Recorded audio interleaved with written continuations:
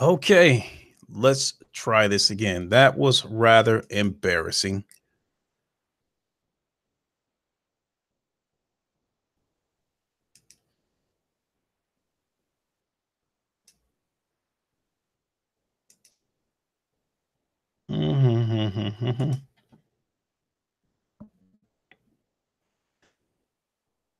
Okay, looks like we can try this again now.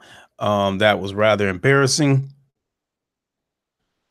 Um, so let's start this over again. Yo, yo, yo, yo, what's good, YouTube? What's good, gamers? This is your boy Lincoln Clay coming back at you with another one. Do me a favor, hit the like button, help spread my content to a wider audience. Make sure you hit the bell icon and stay notified whenever I put out new content. I would appreciate that as well. If you are a new subscriber, welcome to the channel. I hope you are enjoying the content.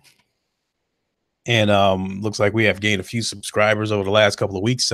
Again, welcome to the channel. Hope you are enjoying the content. I'd also like to send a big hey, what's up, Ryan Landis? What's going on, bro? Savage, what's going on? If Andrew Wilson pops back in here, he is the one that pointed me out that there was no audio. That is very embarrassing. I've got a pair of Turtle Beach headphones that I bought, and I jump back and forth between using these headphones for my YouTube streams and for wearing them when I play games on the PlayStation VR. And I forgot to plug them back into the computer after I got done using them on the VR, so that was rather embarrassing. So if he had not have said anything, God knows how long I would have went on blabbing and not knowing that I didn't have any audio. So before I get on, as I was trying to say in the uh, audio less broadcast, big shout out to Sick Humor for coming on to the show Monday. Really appreciate it. It was an awesome podcast. I really appreciate that. I also want to give a special shout out to Sick Humor, King Thrash, Xbox Video, Craig Harris, the Round Table, Fatal Mephisto, the Canadian Grizzly Bear. Um, every one of those people in one form or another have supported me and helped my channel pick up a little bit of momentum. And I really appreciate it. Without them, my channel was not be where it's at right now. So I really appreciate it. And hopefully we can keep this going. So tomorrow, the Lincoln show will be at 9 o'clock instead of the normal 8 o'clock. I have a returning guest coming to the show, and time constraints puts us in a position where we will have to do the show at 9 o'clock. But that actually works out for the better because that brings us 1 hour closer to the release of God of War. And that's basically what tomorrow's show is going to be about. Basically, the anticipation of the God of War unlocking at midnight. I bought the digital deluxe version of the game because I want the game to unlock at midnight, and I want to be able to play it at midnight, even if it's only for a half an hour before I have to get ready for work in the morning. But I want a little taste before I go to bed and get ready for work. Otherwise, I am going to be jonesing all day at work on Friday, thinking about this game, maybe even thinking about trying to cook up some kind of excuse saying that I'm sick or something like that so I can leave work early. So I got to get a little taste tomorrow night at midnight. So I'm really looking forward to the release of God of War. And so also I am, I'm not planning on being on the air too long today because I still have to get to the gym before the evening's over, and I don't like walking into the gym late. And so, as far as the gym goes, I'm still experiencing some discomfort in my shoulder. So, it will probably be maybe another couple of weeks before I would take the cameras into the gym so you can see what it's like in the gym, a day in the life of a gym rat. I mean, there's still some other exercises I can do, but as far as the bench goes right now, for the type of weight that I'm used to pressing, um, my shoulder probably wouldn't be able to handle the weight right now with this discomfort that I'm going through. So, um, but I'll get those cameras into the gym sooner or later because that is my other pastime. That is my other passion. That is my other escape. Video games and working out. Those are my two escapes. Those are my two passions. So, so without further ado, I'm going to go ahead and get right into these subjects. And as everyone has probably heard by now, the upcoming Call of Duty Black Ops 4 will not have a single player, will not have a campaign. I guess according to information within the hey Ian, what's going on? How you doing? I guess according to information from within inside, I guess the single player will not be ready in time for the launch. So they are basically releasing a hey, I appreciate it.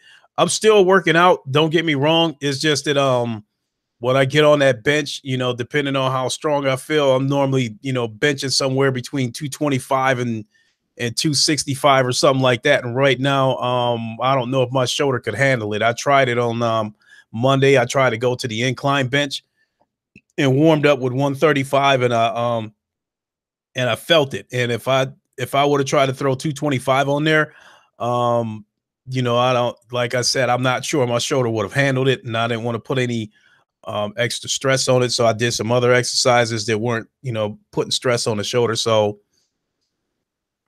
but again, I'll take the cameras into the gym sooner or later. So I hear you, Ian, about the no single player. Um, for me, that pretty much takes away any reason for me to even buy this game. First of all, I have not been a fan of the Call of Duty franchise in years. When it comes to the multiplayer, I feel it's been the same old shit for years. It's been the same old gameplay. I'm guessing they're using the same engine. It seems to be the same shit with these different Call of Duties, especially with the multiplayer.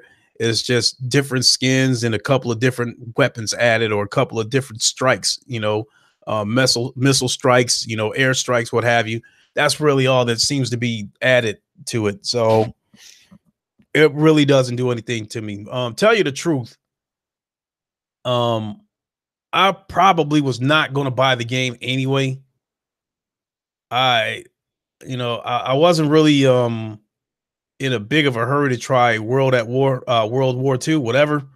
And I tried it, and I could only deal with it for about 15 minutes. The multiplayer was the same shit. And I don't know. And plus, not only that, Activision has really turned me off with all the bullshit that's going on with that was going on with the Destiny thing. I'm led to believe that a lot of the bullshit that's going on over on Destiny 2, I'm led to believe that it's more Activision than it is Bungie.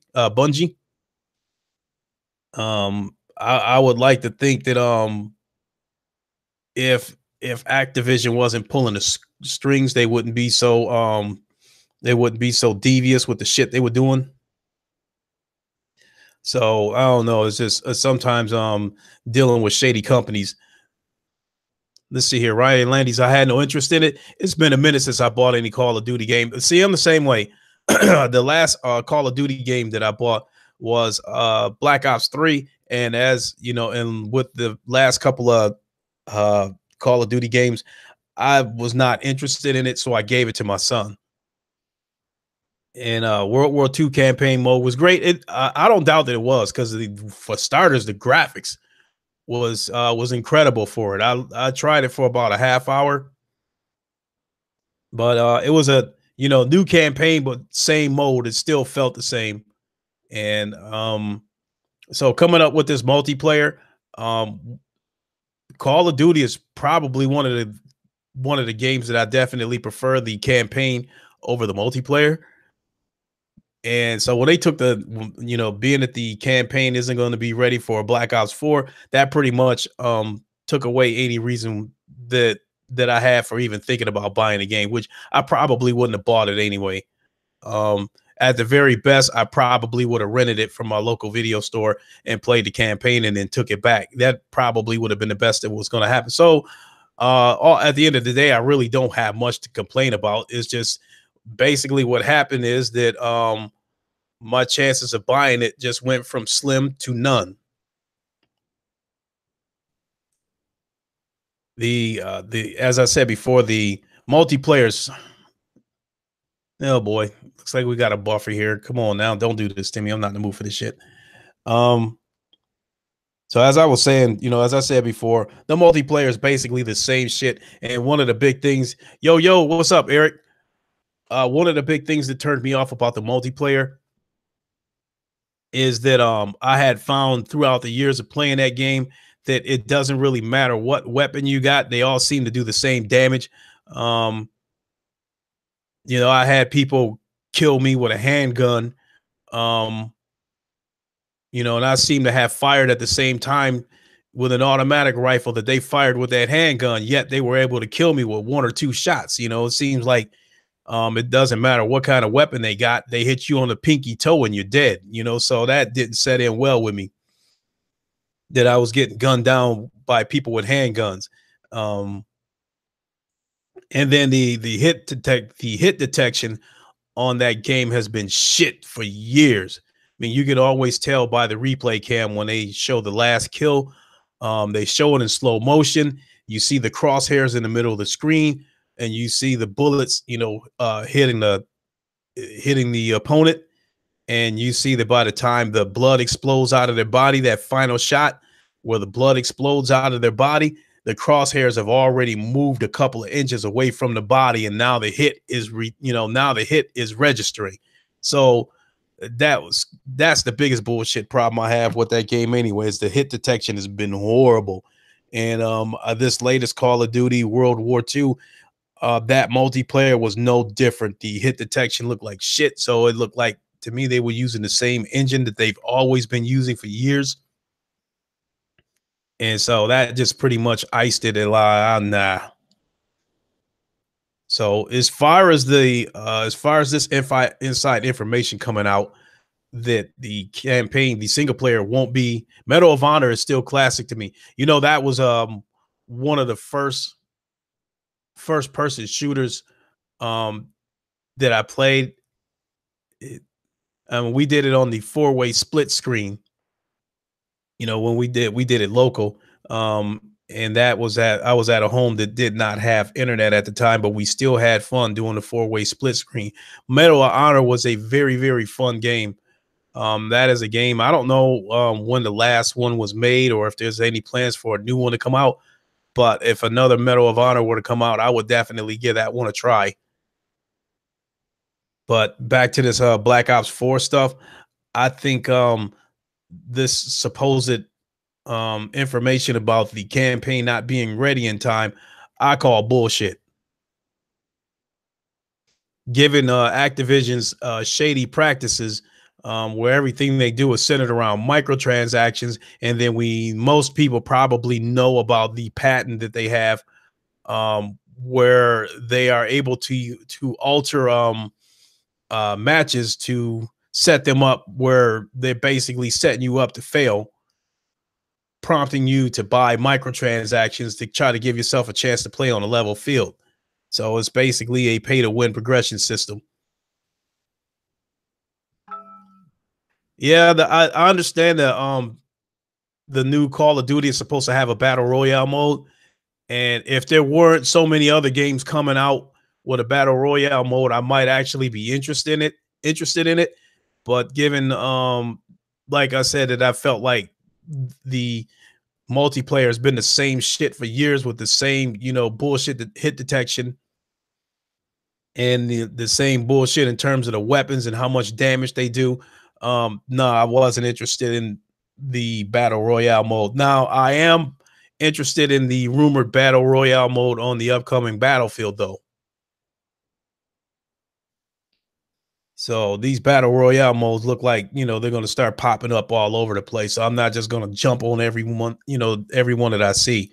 If it's a feature that's added to a game that I've already liked, then so much the better. But no, the battle royale feature is probably not going to be enough for me to get on board with this Black Ops 4. I am interested in the battle royale mode that's going to be supposedly be on the new Battlefield, and I guess there was a rumor about a battle royale mode on Red Dead Redemption 2, which I would definitely be interested in a Wild West battle royale mode. I think that would definitely be interesting. They need to bring back Bad Company. Um, yeah, I would give that a try. Um, but truth be told, I I don't I don't think I played the original Bad Company. I remember seeing the trailer for it when they first introduced it. They, kind of made a comedy out of it where they showed you that the environment was destructible, that anything could be destroyed. I think I did try Battlefield 2 or something like that, but I don't think I tried Battlefield Bad Company. People need to play COD campaigns more. They're good. Companies keep talking on how many people play it.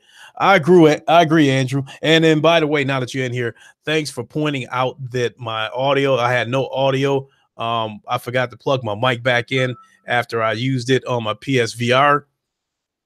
Just wait. Smurfs Battle Royale, Pong Battle Royale, maybe even Barbie Battle Royale. Yeah, that sounds about right. It'd probably still be more games than Microsoft's got. The destruction in Crackdown 3 is canceled. I wouldn't doubt it. No, that may be a joke, Andrew, but I seriously would not doubt that. Um, I'm led to believe that that's one of the big reasons why we haven't heard much from the Crackdown 3 thing. A I had a conversation with King Thrash. I had truly believed that Crackdown 3 was going to get canceled. And I think that if Microsoft had a lot of exclusives coming out the way Sony does, I do believe that they would cancel Crackdown 3 because they'd be able to slip it out the back door without anybody knowing about it. But with them only having three apparent exclusives this year, with Sea of Thieves, State of Decay 2, and Crackdown 3, if they cancel Crackdown 3, it is going to stick out like a sore thumb. And I mean, now the situation on the Xbox side has gotten so bad, they pretty much want Phil Spencer's head on a stick right now. So the last thing they need is to cancel Crackdown. I'm Savage. I'm not sure that it's going to get delayed. My latest belief is that they're going to go ahead and release it. Um, I don't know. Maybe it is possible that it'll get delayed. My original thought was that it's still going to release in the spring, but they're going to go ahead and release it, even if it's broken. And they'll probably pull the same stunt with Crackdown 3 that they did with uh, Sea of Thieves, with the game being featured on Game Pass and kind of use Game Pass as a reason that why that they can sidestep around the game being broken, and they can say that they can send out patches and add content and shit like that. So I definitely think that Microsoft is going to release a broken cancel Crackdown 3 game. I'm almost certain of that. I mean, this if they cancel the game, it's going to stick out like a sore thumb. And Phil Spencer's already got a mutiny on his hand anyway with the Xbox. I agree, Andrew. They should cancel it. Um, and the game wouldn't sell anyway. You're absolutely right. But don't forget, over on that Xbox side, they are screaming to the top of their lungs for exclusives. And here it is a week later, which I'll get to this butthurt fanboy stuff. Here it is a week later, and they are still crying about God of War and Spider-Man. And I'm finally seeing videos from other YouTubers that used to be Xbox and stuff like that appearing to see the light, and now they're finally pointing the finger at Microsoft for not having any games. Some of them have finally admitted that they have damage control for Microsoft when they didn't have any games.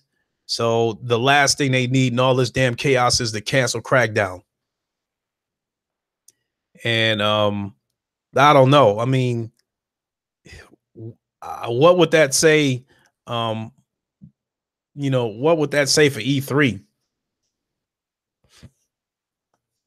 I think if they do cancel Crackdown 3, they're not going to say anything about it. It's just I think they're just not going to say anything about it and just hope people forget about it.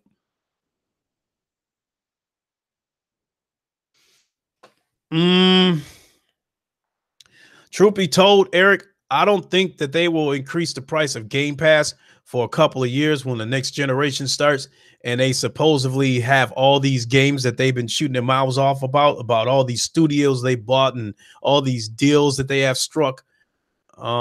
Supposedly bringing back Fable, Perfect Dark, all that stuff. If they do have a bunch of games like they claim they will for the next generation, I think that's when they're going to, um, you know, increase the Game Pass, because it would be absolutely insane for them to pull that shit right now. Microsoft, with this user base, has to know that they are walking on eggshells right now. And I think the last thing they need is to pull some anti-consumer shit and further piss everybody off. Savage, he said, I really don't understand that how someone can defend a corporation that doesn't even know they exist or care. Um, I agree. I agree totally. But it's been going on for years, especially on the Xbox side. They've been defending the Xbox tooth and nail. They've praised small features, avatars that, with microtransactions. They've jumped for joy for Cody. They've jumped for joy for other Xbox updates that I felt didn't do anything. This is a potential to make or break E3 for Xbox. That's no doubt about that. I'm seeing more and more videos from content creators pretty much claiming that this is it, that if Microsoft doesn't show them something, they are done. And I'm sure Microsoft knows that shit. I'm led to believe that the only person who probably hasn't threatened to abandon Xbox is probably Crap Gamer. I think Crap Gamer probably got a Phil Spencer tattoo on his left ass cheek, so he won't leave them for shit, so um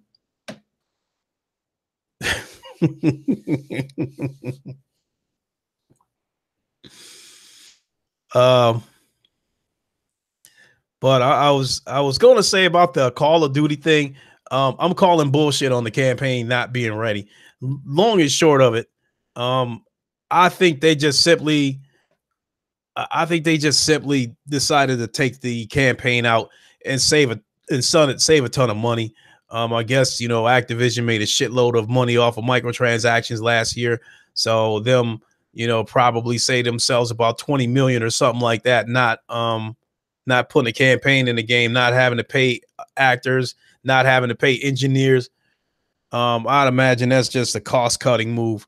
I don't believe for 1 minute that it's a situation where it's not going to be ready. I think it's just a cost cutting move, and because that'll give them another 20, 30 million right off the back. However much it would have cost for a campaign. So that's just, to me, I think that's just a bunch of bullshit. But that was the icing on the cake as to why I won't buy that game. And so now, on to the butthurt fanboys. I mean, which we were kind of dabbling in that anyway. I still find it amazing that, like I said, a week later, they're still crying about God of War and Spider-Man. And but some of them have finally waken up. Finally, some of them decided to, say we need some games, blah, blah, blah.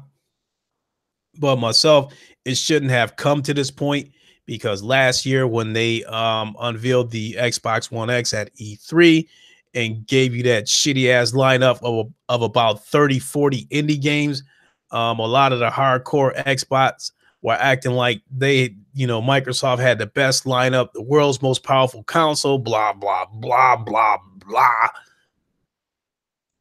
And they didn't seem too worried about the PlayStation exclusives, when in fact they basically threw that at us. That they threw that at Sony people, that hey, Sony's always announcing shit 2-3 years out. So now that moment's about to be upon them, in about little over 24 hours, now they're losing their fucking minds over this shit. In my opinion, The Xbox should have said something the minute the Xbox One X was unveiled, and they showed all those indie games, because none of those games, $500 for a bunch of indie games, that's just absolutely crazy. Um, so I don't know. Like I said, it shouldn't have took them this long to wake up. It shouldn't have came to this. So they should have been jumping on Phil Spencer's head a long time ago. So, now they're finally saying something. I'm seeing chaos everywhere. Hmm. What are you saying there, Andrew? I'm just glad that I didn't buy an Xbox this generation. Sunset, overhyped, and Quantum Flake turned out to be duds. You know, I'm just like sick in the sense that, despite what I might have to say about Microsoft and the Xbox brand, I was heavily invested into the system, into the ecosystem, even though I was not trying to. When the generation started, I was not interested in buying an Xbox, especially with that $500 price tag. The DRM, the 24-hour check-in, all that shit was a total turn off to me, and I had no interest in buying that console. But I have a group of friends that on the Xbox side that we've been together since pretty much since the original Xbox launch, and we're still friends to this day. We still talk every day through group chats, phone calls, get together, cookouts. They urged me to buy an Xbox One once the Connect was dropped and the price was lowered to $400. So I gave it a try. I had that Xbox for about 3 weeks and I didn't like it. So I gave it to my brother and pretty much gamed exclusively on my PlayStation 4. After a while, when the Xbox One, I think they had, one of those Black Friday weekends. I think Target had it for $300 and was giving away a $50 gift card. So I broke down, bought one for myself. I bought one for my son. Said you don't get that all publishers announce games about 2 years ahead of a release. Gears 4, State of Decay, Halo, Quantum Break, they were announced 2 years before release date. But the thing about that, Savage, is that they were the pot calling the kettle black, talking about Sony doing that kind of stuff when they were doing it too. And so that brings us to E3. They are about to be hypocrites again, because my guess is whatever they show at E3 is going to be for the next generation. Shit that's not going to be coming out for the next 2, 3, 4 years. And remember when Mr. Phil Spencer, after the cancellation of Crackdown 3, said we are not going to talk about games that are 2 or 3 years out because they don't want another situation like that. But now, because of this fucking mutiny that they have on their hands and people screaming about games, they pretty much gonna have no choice but to show a bunch of shit that's gonna be 2, 3 years out for this E3. And like I said, they're gonna be hypocrites. I'm going to call them out on that shit. Myself, I do not think that Phil Spencer will be at this year's E3, especially if it's a shitty one. So he won't be there to have to take that damn hit. See, Eric, Microsoft has always been cash grab company. Went last week, traded my Xbox One S, got $150 just for me to get God of War, Detroit Becomes Human. Not a bad move. My original Xbox One, I still have it. I have not sold it for 2 reasons. One is because I wouldn't get anything off of it. It is the first and the oldest iteration of the Xbox this generation. And I don't think I would get more than $100 for it, especially if I sold it on Craigslist. And the other thing is that my son has an Xbox One X that I got him for Christmas, and we share games. I buy games and share them with my son, so I don't have to buy them twice. And I still, want to have that Xbox on hand so I can game with my son. When we first got our Xboxes, we played a lot of Gears of War 4. We haven't played that in a while, but I still, Sick, Andrew Sick said that, about Microsoft doing Sega dirty and basically snatching up all of the Sega people up out of there and taking them over to Microsoft, as long as stealing some of the technologies and shit like that. But that doesn't surprise me. I believe Microsoft is a ruthless company. I believe Microsoft has done a number of ruthless things behind closed doors that we'll never, ever, ever find out about. Um, I believe that Microsoft is a company that will try to destroy other companies through corporate espionage. Um, and that's one of the reasons why I think Sony would be stupid to do the crossplay with Microsoft, because I think Microsoft, first of all, um, I think the crossplay is the start of Microsoft wanting to piggyback off of the PlayStation success, because they know there are almost 80 million PlayStations out there, and now you do crossplay with them, and now you force some of the PlayStation people to get an Xbox Live membership in order to play a crossplay game over, with Xbox people. So not only that, I also believe that if if Sega was to partner up with Microsoft on this crossplay shit, I think that would be a huge mistake, because you are giving your enemy, your biggest competitor, a backdoor to your network. And I, I honestly believe Microsoft would try to go in there and try to wreck the PlayStation network and fuck them all up. I've said it on a number of occasions, and I won't quit saying it. If anybody remembers during the PS3 generation, when they got hacked and the PlayStation network was down for 2 weeks or something like that, and that's how the PlayStation Plus was born, with them giving away free games a month, kind of a makeup for them getting hacked and being knocked down for a couple of weeks, and they gave everybody a couple of games free. As an apology. Um, anyway, when they were down during those 2 weeks, I think Microsoft hacked them. I've heard that before too, that Microsoft was caught illegally dumping old computer parts underground in Africa, hurting their environment. And Bill Gates admitted to killing Africans with flu shots. That doesn't surprise me. Africa is the motherland, a lot of beauty there. A lot of natural beauty there, but that doesn't surprise me that that Microsoft used it like a toxic waste dump. That doesn't surprise me one bit. Going back to what I was saying about them hacking Sony, I believe they had Sony hacked because of the timing of it, because during that generation, Microsoft was definitely kicking Sony's ass in North America at the start of that generation. But after Sony made some moves, lowered the price of the PlayStation 3 and slowly started churning out some games, they were actually starting to compete with Microsoft on a weekly basis in terms of sales. And it started happening. It happened right around that time. So I find that to be a coincidence that when the PlayStation sales were on a rise and starting to compete with the 360, all of a sudden they get hacked and got knocked down for 2 weeks, during which that time you had Microsoft shooting their mouths off, bragging about how Xbox Live was more secure, was the most secure place to play. I found that to be a coincidence that they said that right after Sony got hacked. So I think they were responsible for that shit. And then when the generation let me see, when the generation first started back in 2013, because of the DRM shit that Microsoft did, shooting themselves in the foot, you know, right out of the gate, they had already was getting their ass kicked right out of the gate.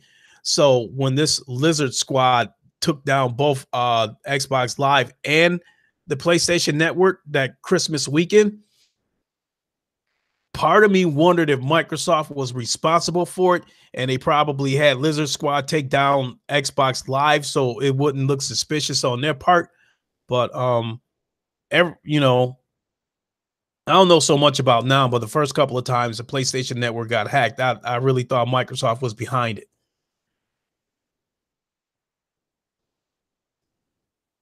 Mr. Righteous Fish, what's going on? How you doing? Thanks for joining me.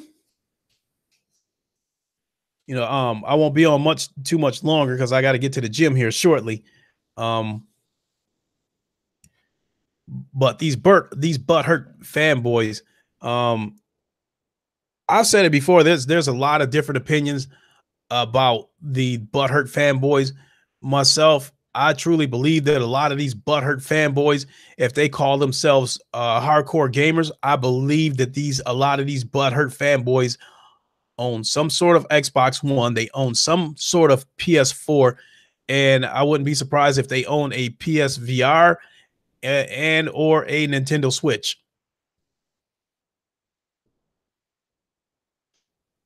Yeah, no doubt about that. Got to keep in shape. Black don't crack. um, Me myself, I got lucky.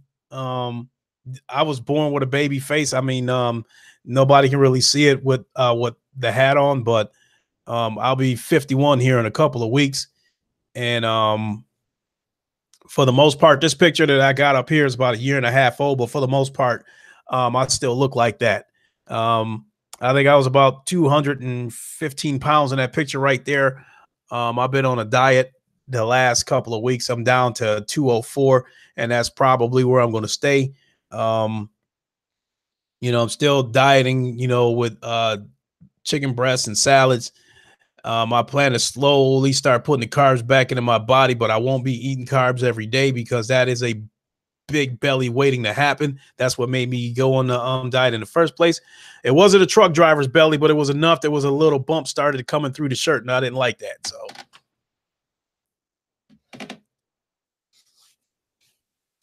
But today, even though I'm experiencing this discomfort in my shoulder, uh,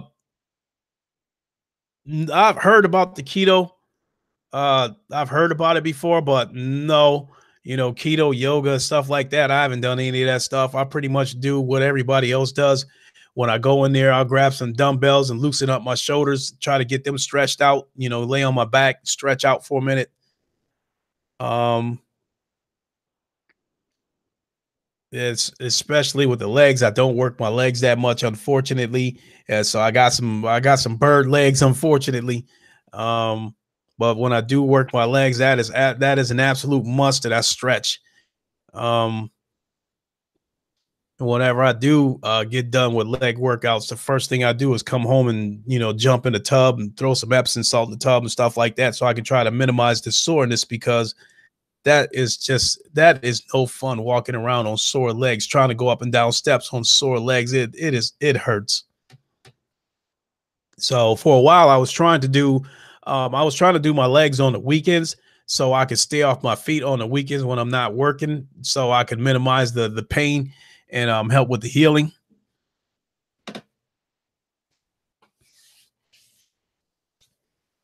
But so anyway, getting back to the butthurt fanboys, I was saying that um, I believe a lot of these butthurt fanboys have a PlayStation anyway, and I will say that, I don't have a lot of good things to say about Microsoft. I really don't. Truth be told, I really don't like them as a company. I have no problem with the Xbox One as a device, but I do not like Microsoft as a company. I've had a really bad experience with them during the 360 generation with the Red Rings of Death. I've said that numerous times, and since a lot of you are new subscribers, I can tell that story again.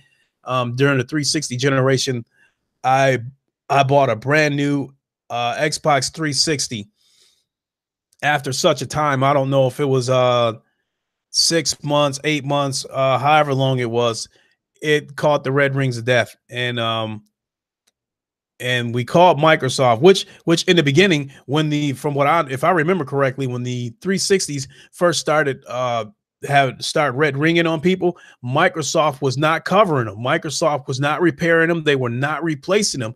And then when there was a big uproar about that, and people were threatening to buy the upcoming PlayStation 3, then Microsoft all of a sudden changed the tune and said, okay, we'll send everybody boxes, throw it in the box, we'll fix it and send it back to you. So by the time mine finally kicked the bucket, I called Microsoft. They took down my information, says, okay, we'll send you a box, throw it in a box, blah, blah, blah. We'll fix it and send it back to you. I sent, and this was a brand new 360, mind you. I sent my 360 in. Instead of repairing my 360, my brand new one, they sent me back a used one that looked like it had been sitting around in a on a garage or something, at a mechanic's shop. It was dirty. It had battle scars on it. And so I plugged that 360 up and it would not play games. I kept getting an error message saying something about, playing, a DVD. If this isn't, if please insert a Xbox 360 game, even though there was already a game in there. So bottom line is, it would not read and it would not play any games. It would only read DVDs. It would only play DVDs. It would not play any games. So they sent me back a broken Xbox. So I called Microsoft and told them, this Xbox that you sent me does not play games. It will not play any games. So they basically said we can fix it for $100. And I was outraged. I'm like, how in the fuck you going to charge me to fix a broken Xbox that you sent me in the first place? I'm like, if you would have fixed my Xbox, the brand new one that I sent you, fixed it and sent it back to me, we would not have this problem. Oh God, I need a calculator. I'll get into that story too, because God knows I come across a lot of Xbox with red rings. I'll get to that in a minute. So Microsoft was looking to charge me $100 to fix a broken Xbox that they sent me in the first place. And I told them I wasn't going to pay it. I got to screaming at them, and they, I told him I wanted to talk to a manager. So I'm screaming at the manager. He says, okay, we can fix it. We'll take care of it. He says, send it back. We'll fix it. And for your troubles, we'll send you a 360 controller. And I told them, I said, I want my original Xbox back, the one that I bought, the brand new one. I said, I want that one fixed and I want that one returned. And I said, this controller that you are offering me for my troubles, I want a brand new controller. I do not want a used controller. I do not want somebody else's shit. And they said, okay, no problem. So after about a couple of weeks, I opened up a box from Microsoft, and it is the same Xbox 360 that would not play games. It was the same Xbox. They never fixed it. They just turned around. They threw it right back in the box and sent it right back to me. Never fixed it. And then the controller that they sent me, you could tell by the smoothness of the plastic that it was a used Xbox controller. So I went to turn it on. I put batteries in it and went to turn it on, and the controller wouldn't even light up. And so it was at that moment that I decided that for the most part, and to some degree, I was through with Microsoft. From that point, I had never bought a brand new 360 again. I came across a guy on Craigslist who was repairing the Red Ring 360s, and he was modifying them. So that's how I came across a ton of 360s that were Red Ring. I came across a ton of those things because basically what I was doing was people who had Red Ring Xboxes, I was buying them off of Craigslist, and I would take them to this guy and have him fix them, and he would fix them for about $25, and then he would modify it on top of that for another $50. And then I was burning games for him, so I was selling it as packages. I was selling 360s, with maybe 10 burnt games and stuff like that. So I was selling them as packages like that, and that's how I came across so many Red Ring Xboxes, because I came across a ton of those things. So because of that, I had never bought another game during the 360 era, because not only was I burning my own games, I was getting a hold of games like 2 weeks before before the retailers did, because somehow the games would leak onto the internet in Europe, and it would just spread, So somebody uploads something on the internet. A new game got uploaded on the internet. I had a copy of it within a few hours. And so before I stopped doing all that stuff, that was years ago. And so before I stopped, I had about 300 games on a modified 360. And that was another reason why I didn't, why backwards compatibility this generation was not a big deal to me. I still feel that way now. If backwards compatibility is a big deal to you and you own the previous console, just keep it. If they added backwards compatibility on their own, fine. But um I don't think it was anything to hold, rallies and um peace marches and shit like that for. I don't think it was anything that, go walking in front of Microsoft headquarters with picket signs. I don't think there was no need for that.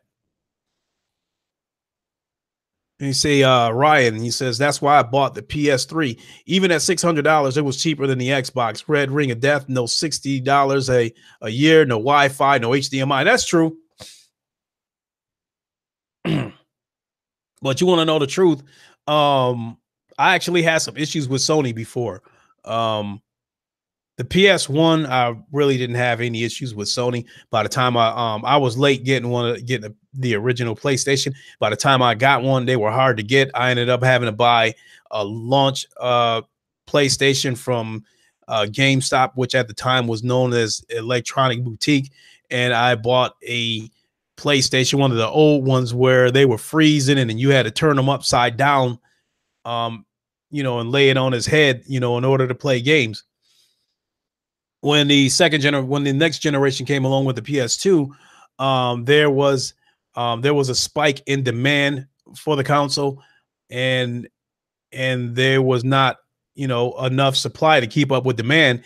And I believe that was the first time I started seeing people basically scalping these consoles on eBay. I think that was the first time I saw that shit because of the low supply, high demand. People were selling PS2s on eBay for $1,000 easy. And I guess at the time I had heard that I guess some kind of warehouse where Sony kept the chips for the PS2s had caught on fire, so a lot of chips were lost in that fire. I felt like it was a bunch of bullshit that they deliberately created a false shortage to drive up demand, and that basically had me pissed off with Sony. So when the PS3 era came along, I actually wanted Microsoft to bury them, along with the $600 price tag. I thought that was a symbol of Sony's arrogance, with a $600 price tag on the PS3. So I actually wanted Microsoft to bury them. But then when Microsoft pulled the shit with the Red Rings of Death, not only the Red Rings of Death, around that time, the Xbox 360s were scratching disc. And there was numerous reports that Microsoft was not covering people's discs. They basically blamed it on the consumer, saying you stood the console up while it was still running. You can't do that. You got to shut it off. So that was another area where Microsoft pissed me off. And then I I had flipped the script at that moment, and I wanted Sony to bury Microsoft, and it's been that way ever since. Because since the 360 generation, since the 360 with the Red Rings of Death and the scratch disc bullshit, Microsoft has done nothing to get back into my good graces. They continue to demonstrate that they are a shady company with shady practices. So I wanted Sony to bury the 360 towards the later half of that generation, but they had too big of a jump and it wasn't going to happen.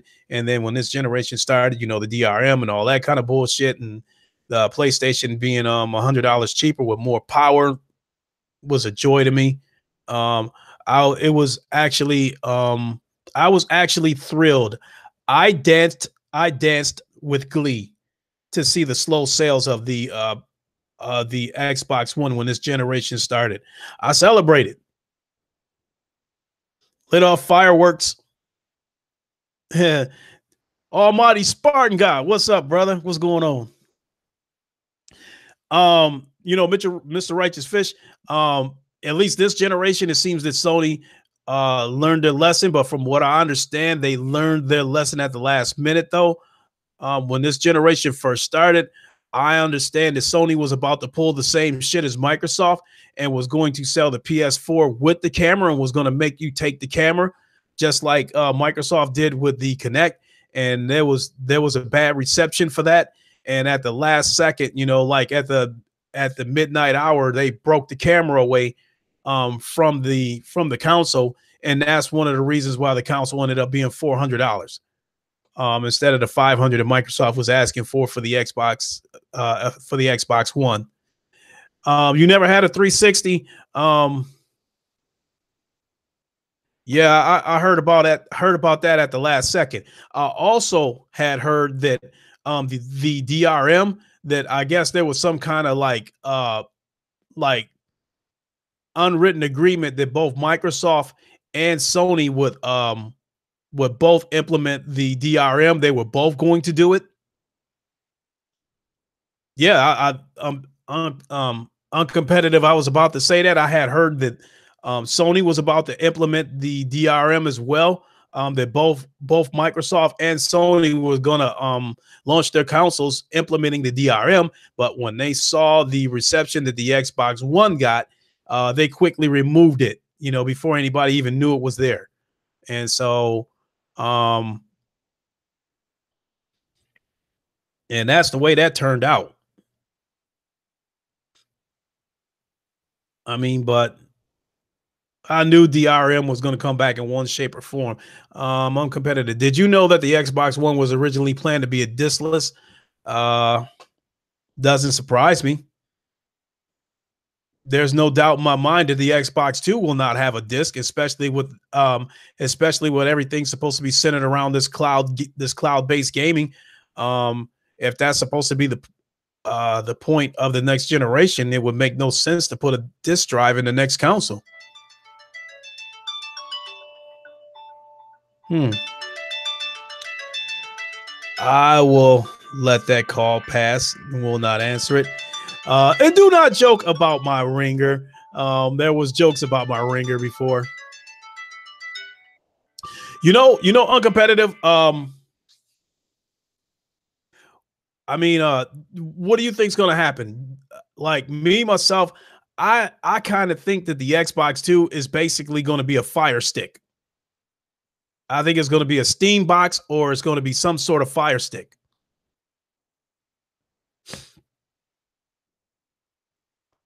I agree that anyone wanting more power than the X will get a gaming PC. But the thing about it is that the X, a lot of the games, especially the multiplats, they look just barely better than the PlayStation Pro.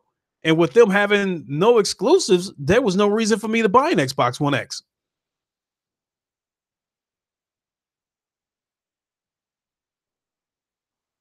Yeah, I remember that.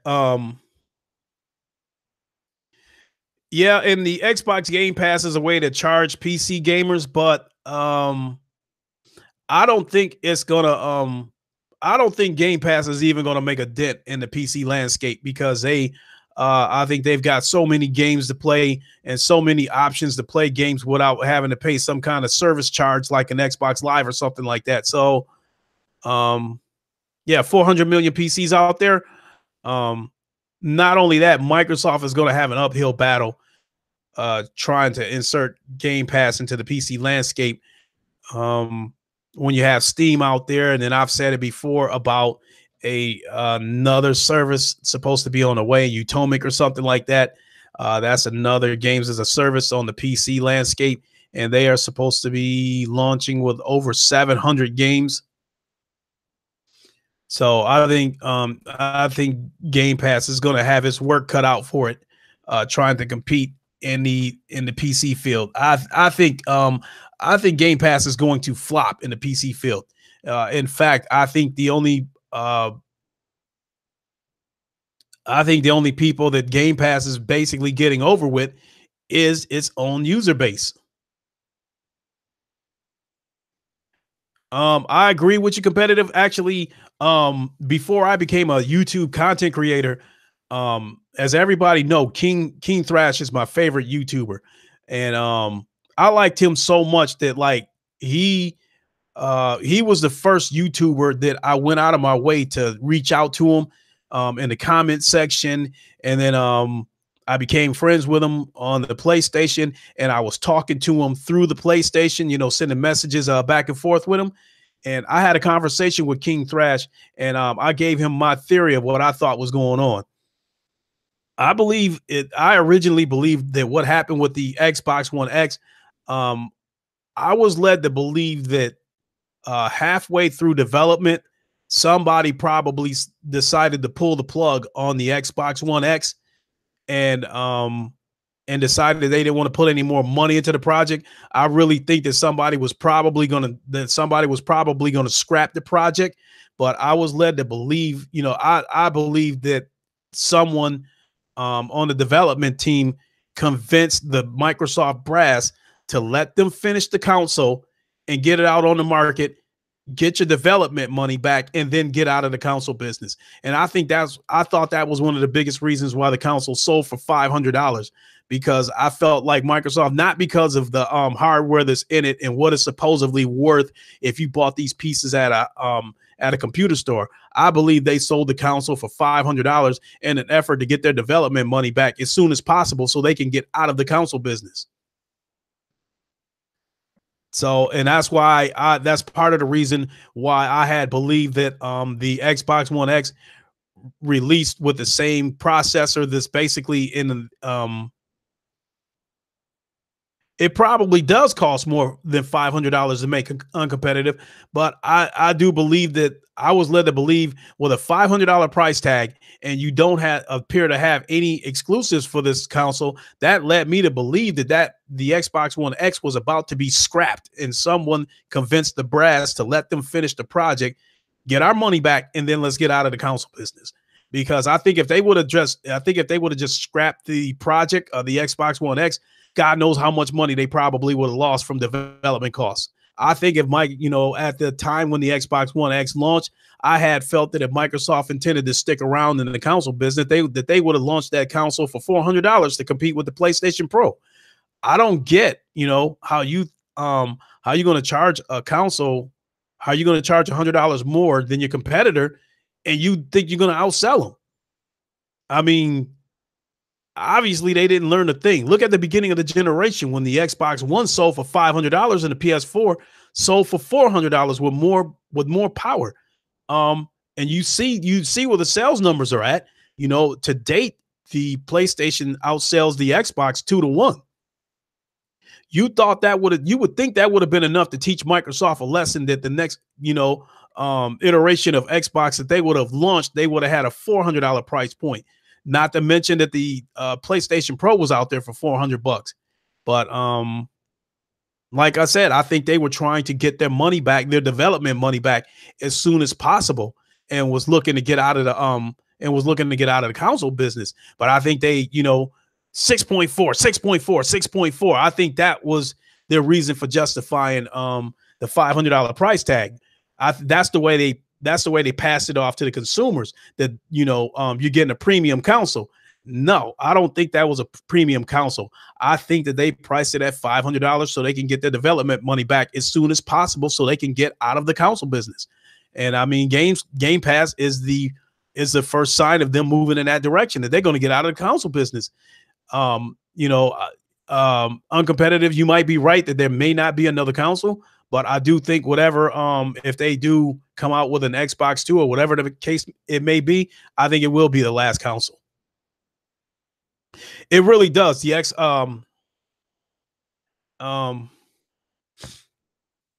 Microsoft really is greedy, Eric. The X loads 360 titles faster. I've never really paid attention to that, because whether it was on the Xbox One X, because my son has an Xbox One X, or the standard Xbox One that I have, any 360 titles that I played on there, I bought it from the PlayStation store, from the Xbox store. I've never stuck a physical disc in there, so I don't, know anything about that. Fatal Mephisto, my friend, the Canadian grizzly bear. How you doing, man? Thanks for popping in for a second.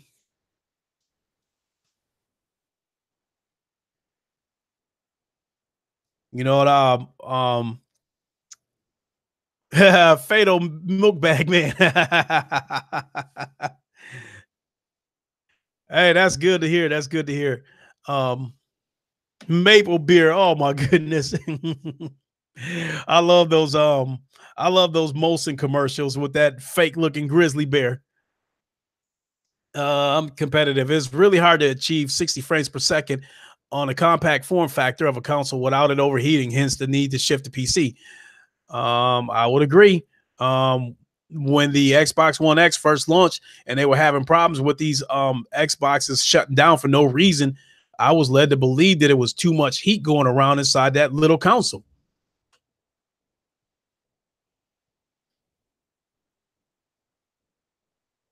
We haven't heard of Ryan Landis. We haven't heard of any large exclusive game development starting after 2015. You want to know why? Because I think it was at that moment Microsoft made their minds made up, had their minds made up. They weren't going to put out any AAA titles the rest of this generation. I still believe that. I think Crackdown 3, if they get it out, if it doesn't get canceled, Crackdown 3, Sea of Thieves, State of Decay, that's it for 2018, and that's probably going to be it for 2019. I mean, hell, how the hell can anybody expect Microsoft to come out with any AAA titles when they haven't even come out with all those indie games that they showed last year at E3? I mean, all those indies that they showed last year, which is supposed to be, games that's supposed to demonstrate the power of the X. They showed about 30 or 40 indie games at last year's E3. Where are those games at? If you haven't seen those, you sure as the hell aren't going to see any AAA titles coming out of Microsoft this year.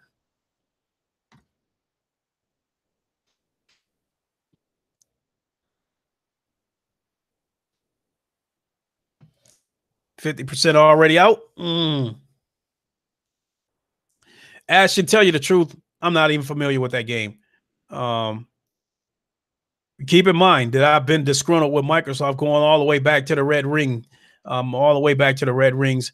So, and towards the generation when Sony slowly started, oh God, really, really Fatal, the Darwin Project, really? A battle royale type of game that I think only has like 10 or 12 players or something like that.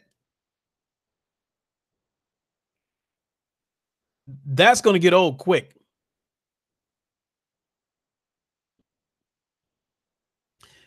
Fatal, never heard of Deep Rock Galactic, never heard of Tacoma. I assume that might be some of that off the wall shit that you play on the computer.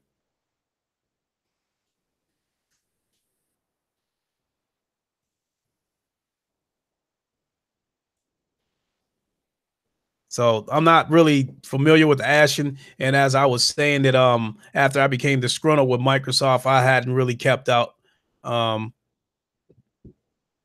early access counts as release. Oh boy.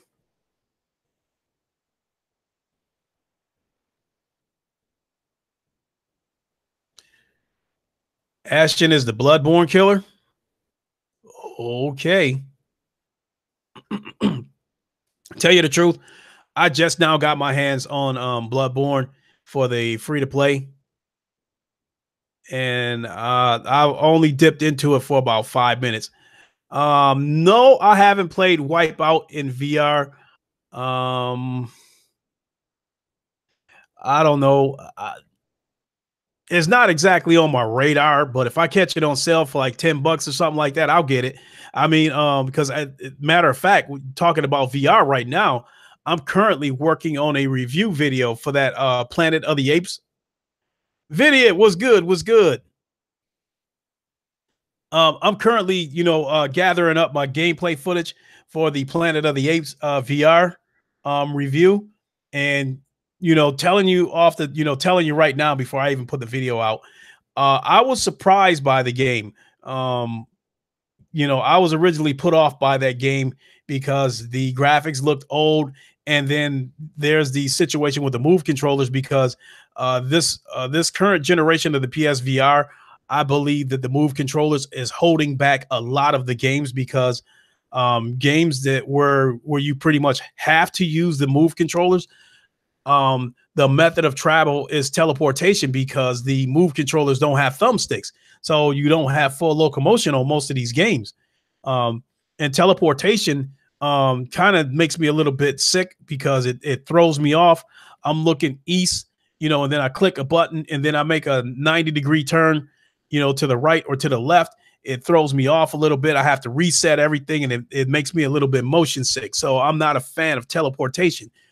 So this Planet of the Apes games, when I saw that it involved the move controllers, I didn't think I was going to like it, but the game actually, to some degree, it's got a point and click like Bravo Team, where you highlight an area that you want to go, but you actually swing your arms to move. So you are actually moving, and you're staying in first person mode while you're moving. Unlike Bravo Team, where you point and click where you want to advance to, you go into full body view and advance to that position, and that takes away from the immersion when you go from being in first person view to full body view. This Planet of the Apes games, you keep the immersion because you're constantly in first person view, even when you point and click and advance to another position. So I was surprised. I'm looking forward to Ace Combat 7 as well. I thought that was another game that was supposed to release this year. I mean, in addition to all these Sony exclusives, with Spider-Man, Detroit Become Human, God of War, and all the other ones, there's still a ton of PSVR games that I'm looking forward to. Like like Alvo, Firewall. Those two games look like Counter-Strike for PlayStation VR, Counter-Strike, Rainbow Six. Those so Alvo, Firewall, Special Forces VR, that absolutely looks like a Rainbow Six type of game for the PlayStation VR.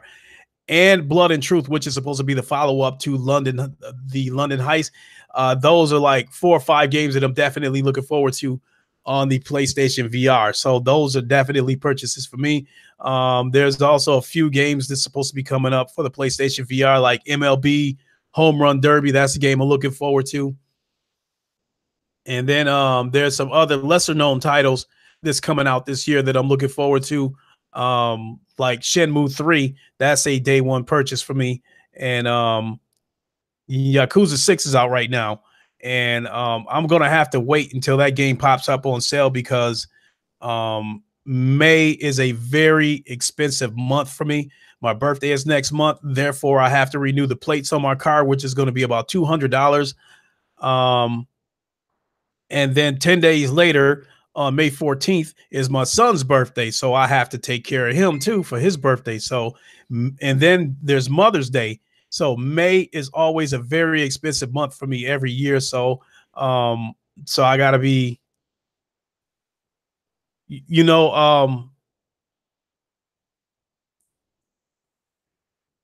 Yakuza Zero that I played, I actually liked it. Oh, come on, Savage. Shenmue 3 is delayed till 2019.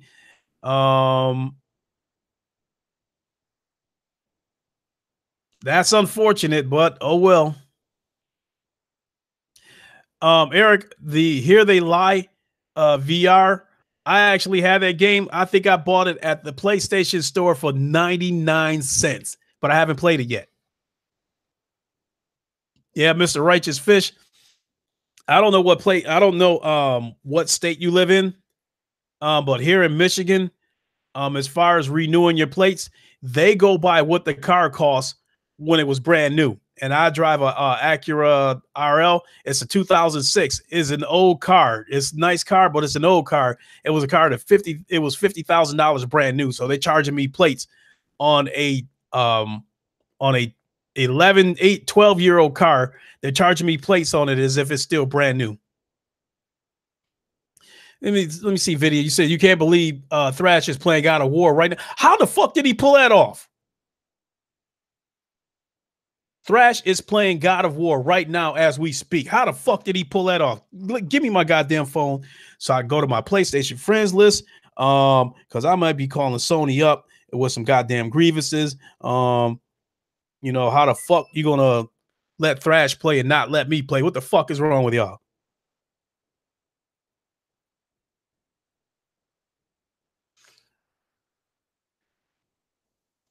See, you're in Washington State and they do the same thing. Yeah, by what the car costs new. Oh, come on, sign in and come on now. I'm getting ready to check my friends list on the PlayStation Network and see if Thrash really is playing God of War. If he is, he's got some explaining to do because I will be in contact with him.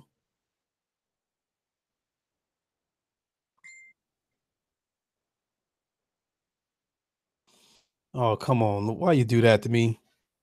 I don't feel like signing in.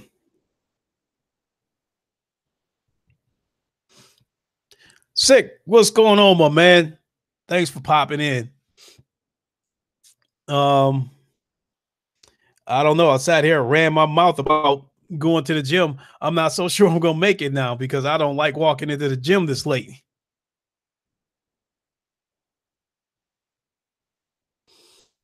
Let me see here. According to Xbox Video, sick.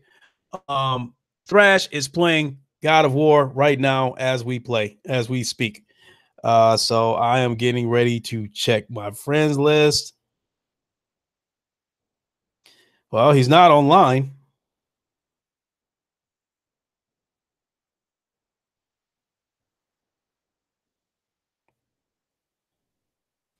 But I do plan to contact him and let him know that a little birdie told me that he is playing God of War and I demand some answers. You chilling? Oh, really? Well, here, let me just a minute. Let me disconnect my phone from the Wi-Fi. Because if I leave it connected to the Wi-Fi while watching the video, it's going to cause this video to buffer. Give me a second.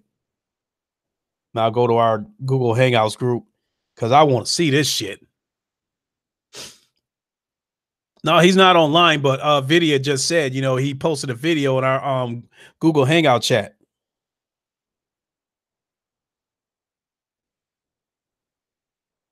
Wait a minute, hold on.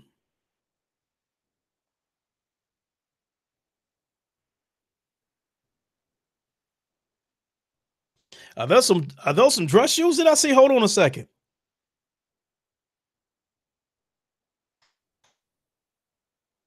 Sure enough, this shit buffering. Just a second. I'm waiting for the buffering to stop so I can take a look at this video.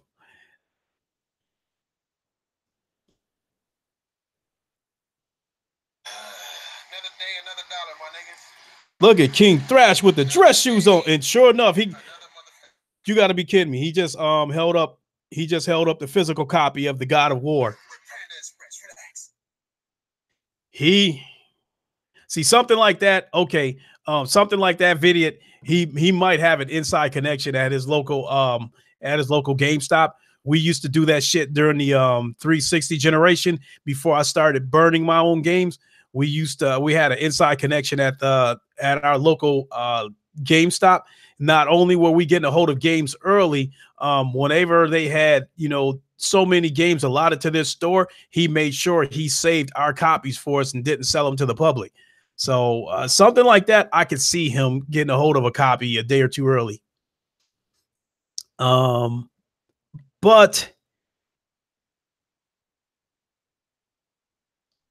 the big question is the PlayStation is probably still recording all that data. So when he finally reconnects, the PlayStation Network is going to know that he had the game early. Scroll down and look at the other stuff. All right, just a second.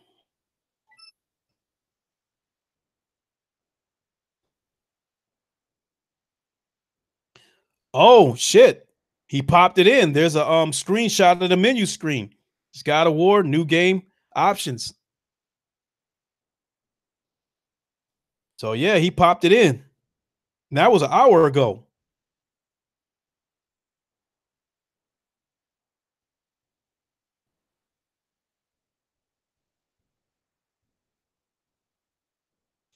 So I guess with that being said, good shit, Thrash. Do what you do.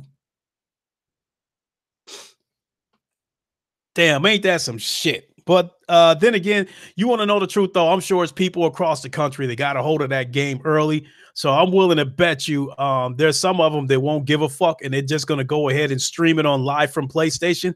So I'm willing to bet you if you go live from PlayStation, there's going to be some people streaming the game. I wouldn't doubt it.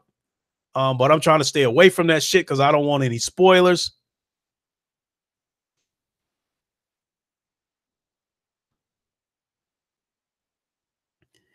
So I'll just have to, be a good boy and just wait until midnight tomorrow. Um, I bought the digital deluxe version, and because I wanted the collector's edition with the statue and all that stuff, but like I said, with all the shit I got staring me in the face next month, not to mention that I just dropped $200 on a racing wheel, on a Thrustmaster T150 racing wheel. I bought that about a week and a half ago, and that was $200. So yeah, I know what you mean, Eric, about wanting that game now. Shit, I want it.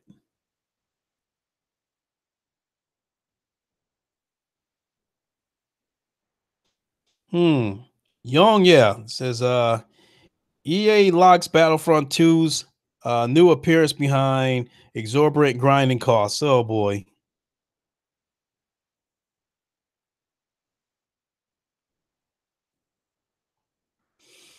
Oh boy. The fuckery never ends with EA. As far as EA goes, I would like to see them tear up that exclusive contract they have with the NFL, so other publishers can make a football game. Uh, I would like to see them sell the rights to Battlefield and then get out of here.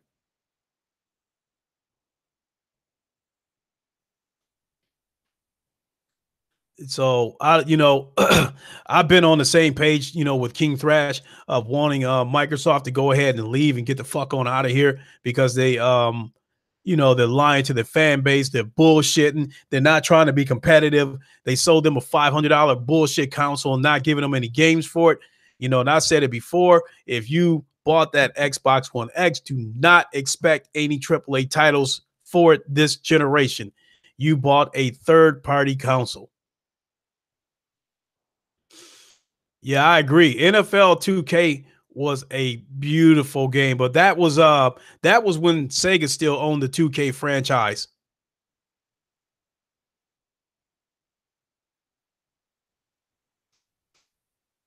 Yeah, I agree. Microsoft should give Xbox to Sega.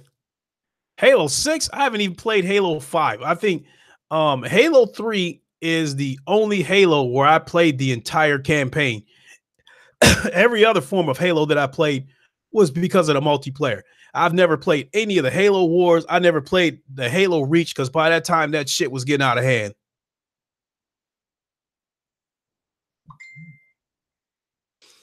Who the hell's giving my vids a thumb down? I don't know. I I didn't even pay attention to that video to tell you the truth, but um it doesn't sound like much, but I'm at 71 subscribers now, and I picked up probably about 20 subscribers over the last 2 weeks. And I'm just of the belief that as the channel grows, um, and more people see your videos, there's going to be more people out there that don't like it. I mean, I actually got my first, I actually got my first attack during the podcast that I did with Fatal Mephisto. In the comment section, somebody said both of us were idiots. So that was the first time somebody went out of their way to give me a negative comment. So I just assume it goes with the territory. Um,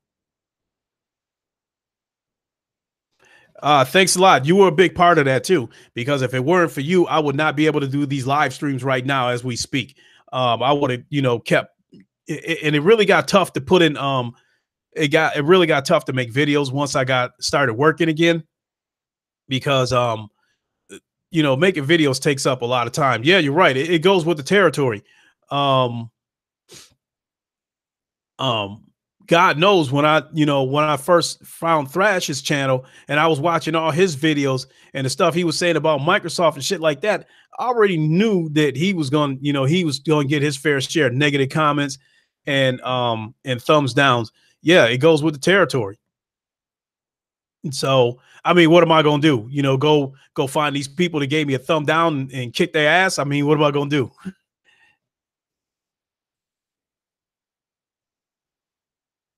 And so I Um, even Crap Gamer, even a couple of his videos that I've seen, I never gave it a thumbs down. Um, I'll go in there, watch his clickbait shit. I watched it a couple of times and then I just rolled my eyes and moved on to the next video.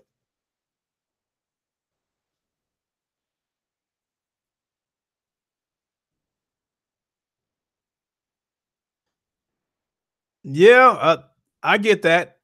But in addition to my channel growing and with me making it known that PlayStation is my preferred platform and me letting it be known that I am not a big fan of Microsoft as a company, that's going to happen. I'm going to get some thumbs down. It's just the way it is.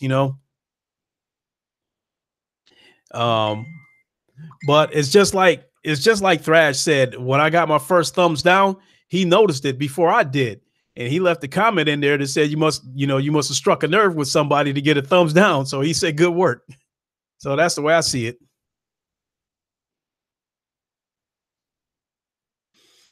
Right now it's just, thumbs down. Um, I don't expect to start getting negative comments in the comment section until, maybe I'm at about 200 subscribers or something like that. So the bottom line is, given my preferred platform and what I think of Microsoft as a company, I'm just assuming that I'm not getting attacked or getting any negative comments because my channel is still small. So with that being said, I can only imagine, um, because Thrash leaves his comment section open. I don't think he really blocks anybody. So it's interesting to know how much shit he gets, in his comment section every day. Even Ryan, because he's another person that lets it be known that he does not care about the way Microsoft is, the way they are with a lack of exclusives and not competing and shit like that. What did you say? You know how many times I thought about changing my name? I'm not about changing who I am to get views. Absolutely, I have a life outside of YouTube and gaming. What you're getting out of me is 100%. I've said that before. I don't do any of that crap gamer shit. I don't do any of that Zaire shit where you see two different people, the made up character that's on YouTube, and then whoever that person really is off of YouTube. What you're getting right here is what you'll get off camera. Um, I may not always share what's going on with my private life, but if you ask me a question here about the gaming industry, you'll get the same answer off camera that you'll get here in this chat section. So I'm saying what I really believe. I'm saying what I really feel. I'm not saying it for views. Actually, to tell you the truth, yeah, that's right. Sick. You would think with the most powerful council, they would have better things to do. But then again,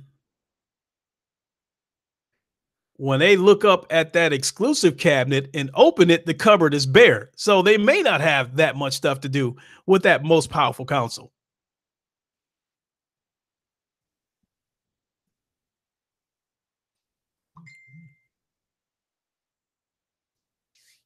That's funny. Well, I mean, but if they, believe me, if I don't make it to the gym, once I get through with this stream, I'm headed straight over to the PlayStation. I got some MLB to show I got to play before I go to bed. I haven't played Gran Turismo in a few days. Well, I'll take the checkerboard. I'll take the checkerboard at 4K over on the PlayStation Pro. I don't have an Xbox One X. Um, Not said it before. When the Xbox One X unveiled, and they showed those thousands of indie games, already knew I wasn't interested. Oh, I love that wheel on competitive.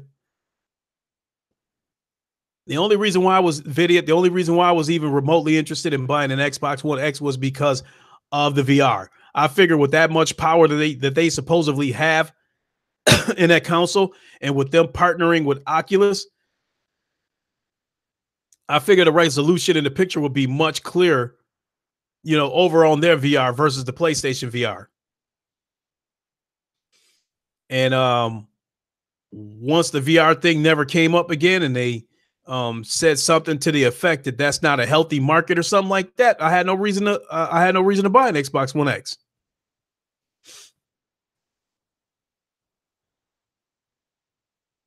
You have a Logitech G29 and a Drive Hub, so it works on a Pro and a Scorpio. I think that G29, shit. I think I was looking through Walmart, and I want to say that wheel was like 330 bucks or something like that for that G29.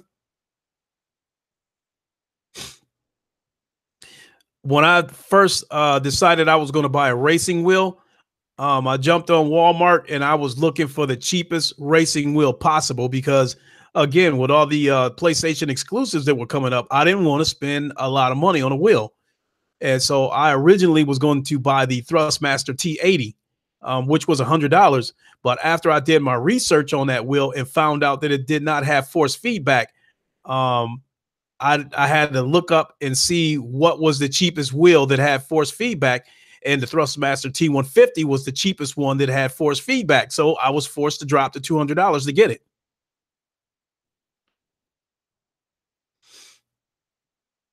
Holy shit. You got everything half price?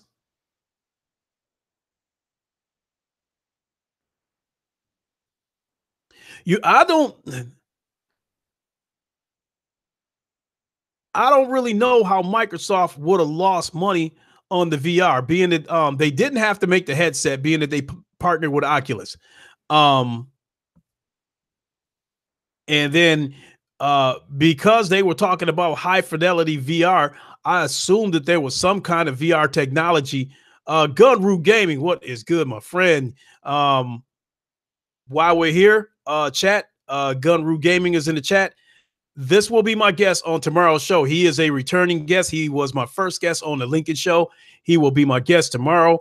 I've asked him to come back to the show because out of all the years that I've known him, I've never heard anybody talk about Gears of War as much as he did. So I thought he'd be the perfect guest to bring back to the show in anticipation of God of War coming out in a couple of hours. So definitely make sure you check that out tomorrow at 9 o'clock Eastern. Now, Eric, getting back to that VR thing, I was saying that I'm not sure. I think the only way Microsoft would have lost money if they would have went ahead and dove into that VR thing is if they would have backed some of the developers and put up the money for these games, and the games would have flopped. I think that's the only way Microsoft would have lost money because they're not spending money on the headset since they partnered with Oculus. They're not losing money on the headset, and since it was supposed to have high fidelity VR, I'm led to believe that there was some kind of technology baked into the console. Unless it was a situation like the PlayStation VR where there was a processor box and then they decided to scrap the whole thing or something. So I don't get how they could have lost money on it. But bottom line is they did not get into VR because the PlayStation VR was not off to a great start. Even though they were the cheapest headset out of the big three, Oculus, Vive, and PSVR, they were the cheapest, but $500 was still a lot of money.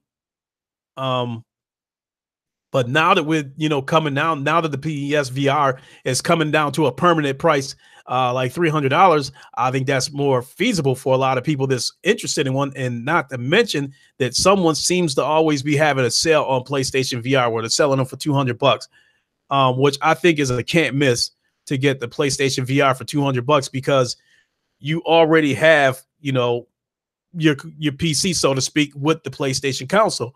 I think the biggest reason why VR struggles over in the PC landscape is because you probably got to build a $1,000 to a $1,500 PC in order to get a good experience. And I think the average gamer is not looking to jump up and spend $1,500 on a PC. They're not looking to, take the time and invest in all that kind of stuff. The PlayStation VR makes it easy. If you have a PlayStation, you're already halfway home. All you have to do is buy the VR headset. So now here it is, a year and a half later. Now Sony is the market leader in VR. Now, since Sony is the market leader in VR, how whether VR survives or not depends on the success that Sony has, because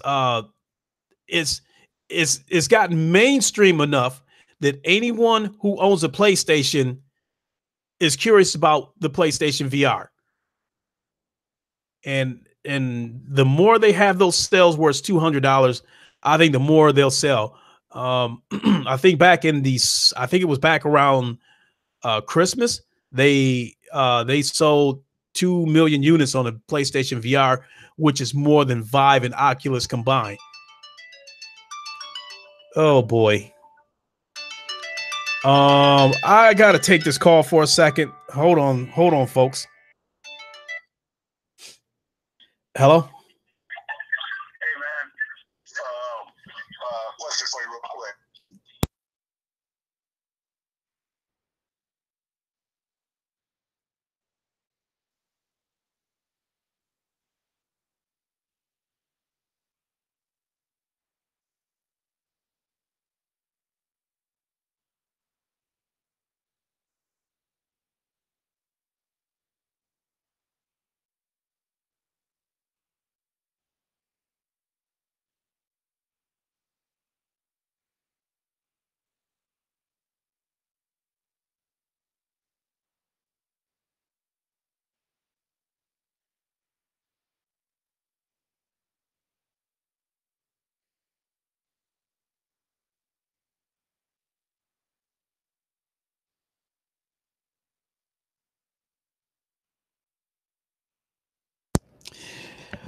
Okay, I am back, people. Sorry about that. That was my brother calling.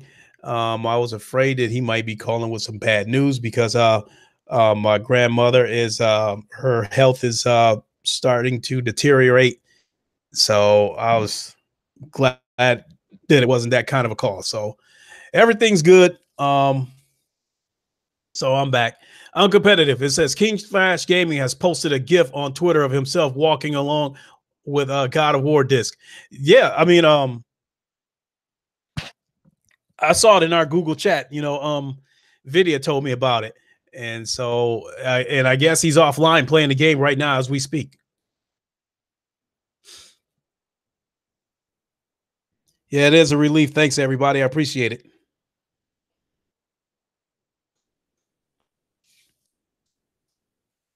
So,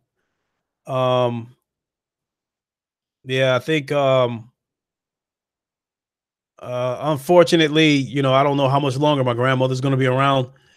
Um, when she goes, there may be a media circus in my town. Some people know, like Gunru Gaming, I am related to a famous athlete. Um, he is known worldwide. So I already gave some of it away right there. It's a he. I'm going to leave it at that. I am related to a famous athlete, and my grandmother is a big part of his story. So I'm sure when the time comes when my grandmother leaves this earth, it's probably going to be a little bit of a media circus because the media was here when my grandfather passed. So it is what it is.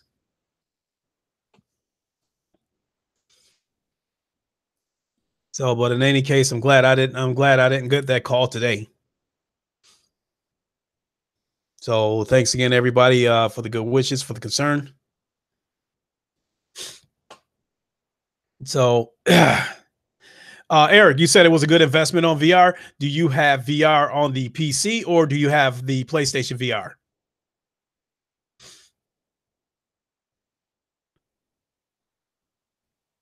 I think when the PlayStation 5 comes out and the rumored VR technology is supposed to be baked into the console, and these rumored teraflops that we're hearing that the console is supposed to have, PlayStation VR, yeah, me too. Um, with the rumored teraflops that the PlayStation 5 is supposed to have, along with the VR technology baked into the console, I think that's going to eliminate the PlayStation the processor box for the VR. You won't have that black box anymore.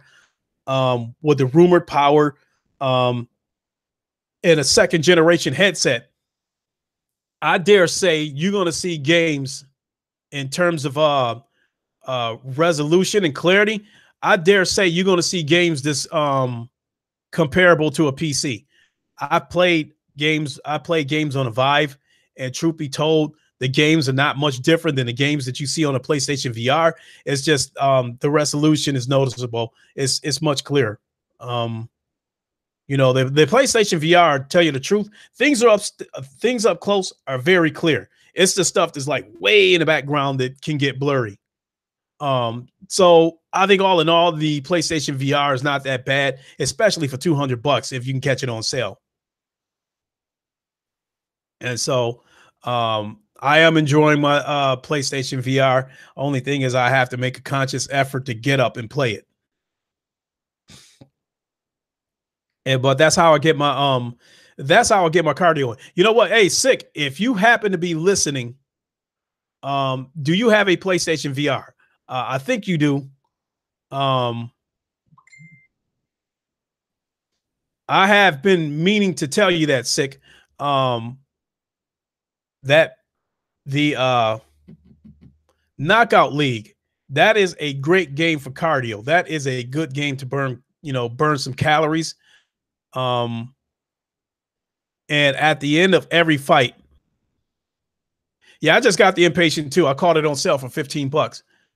So sick. If you're still listening, okay, I was gonna say that Knockout League VR. I think that is a excellent game. To burn calories. If you stick to whatever diet you're doing and you play that Knockout League, I think if you were to play it like every other day or something like that, you'll continue to burn calories. Um, I crunched some numbers. The average person burns 1,620 calories a day. So, there's a numbers game. You need to take in less calories than you're burning in order to lose weight. If a person is eating a lot of food, then they're going to have to be super active if they want to burn those calories. So if you walk on a treadmill, let's face it, treadmills are boring. That shit got old after a while, having to pack my bag and driving a couple of miles to the gym and walking on the treadmill for 45 minutes. That shit got old. And walking on a treadmill for 45 minutes at 2 miles an hour, you will burn 200 calories. That's for a 45-minute walk on a treadmill. I burn those same amount of calories on the PlayStation VR playing Knockout League. I burn those same amount of calories in 10 minutes or less. After every fight on the Knockout League, up in the corner, it'll show you how many calories you've burned. I had one fight that lasted about 4 minutes, and I threw a lot of punches, a lot of moving, a lot of ducking and shit like that. And after the fight was over and I looked up in the corner, I had burned 123 calories in about 4 or 5 minutes. The next fight I had after that, same thing. That fight lasted about 4 or 5 minutes, and I burned 111 calories. So I burned 233 calories in about 8 minutes. That is the equivalent of walking on a treadmill for 45 minutes.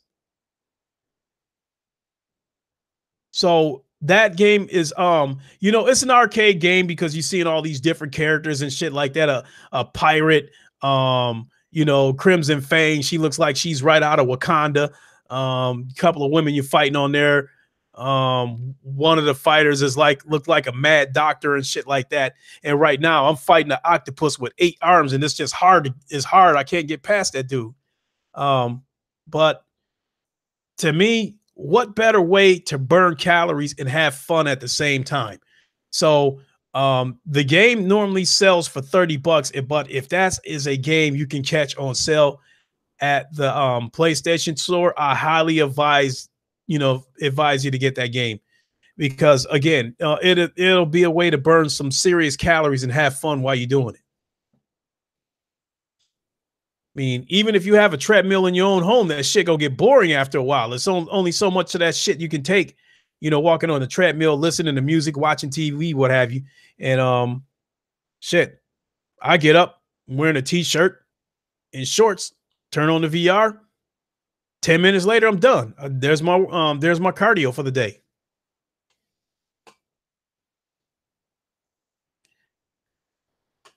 So I can't stress that enough, for those who want to burn some calories and have fun while you're doing it. That's definitely check that out. So anybody else got anything they want to talk about before I wrap it up?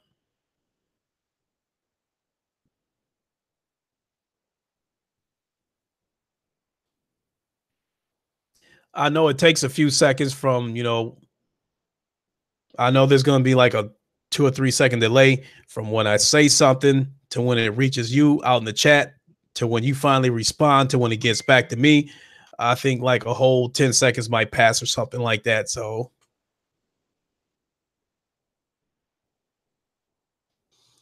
God, this phone won't shut up.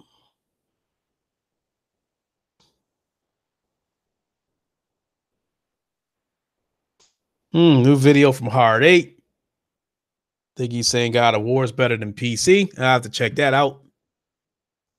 So I don't know. Looks like it might be a no-go for the gym. I guess I have to I think what I'll do is go ahead and jump on the Knockout League, play a couple of fights, get some cardio in, and then go to the gym tomorrow. And then get ready for tomorrow's edition of the Lincoln Show. I can't believe that already. The Lincoln Show. This is going to be my 6th episode of the Lincoln Show. I've had 5 guests already. I had Gunru Gaming, Xbox Vidiot, King Thrash, Fatal Mephisto, the Canadian Grizzly Bear, and Sick Humor. That's 5 guests already.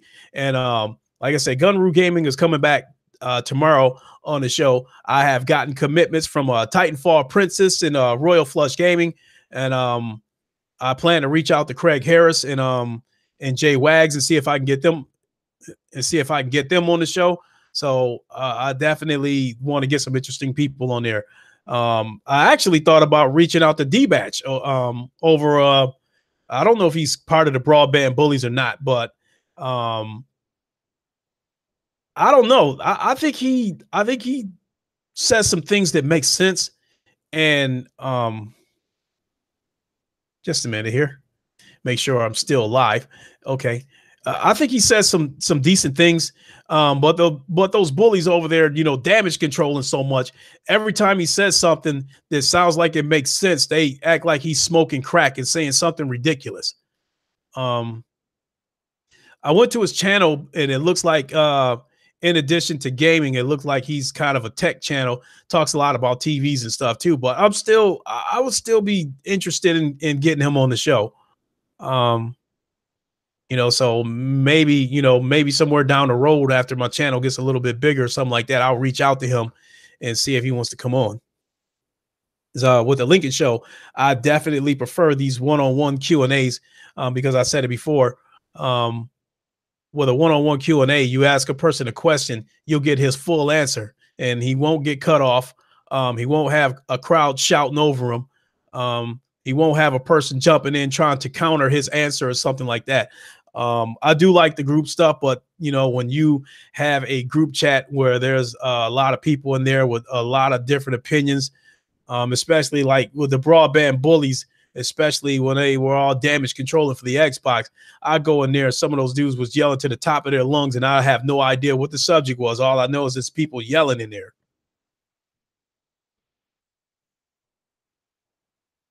Hawaiian spirulina. Okay, that's something. I don't work out every day like I used to. How much I work out depends on what I'm trying to do. I'd probably say about a year and a half ago. Um, if anybody remembers the last picture that I had posted with the Batman sleeveless shirt, in that picture I was 225 pounds. The traps were popping out, my arms was bigger, but I'm not gonna lie, I had a little bit of a belly. So I went on a diet to try to knock that belly down. I got as low as 198. I was looking pretty good, but I had lost a lot of size and I did not like it. My shirts were loose. And so I made it a point to try to put some weight back on. I had got back up to 215. A little bit of the belly started coming back. So I went on a diet again. Now I'm down to 204. So I got it down enough where you could barely see anything. Um, and so what I was trying to do was trying to find that perfect balance with trying to get the waist smaller, but still keep my size. At my age, I shouldn't have any problems on the street, but it does help with me not being a small dude. I'm not looking to get in any fights. Um, but it's nice to know that if I go anywhere and there's a problem and somebody gives me a problem, it's nice to know that I got enough power to hold my own. So, but it should never come to that. Despite my physical build, violence is my absolute last resort. I have not been in a physical fight in years. Um, you know, I'm a person that minds my own business, and I think that's half of the battle right there. Mind my business. I don't really fuck with anybody anywhere I go. But at the same time, I don't get fucked with either. So life is good.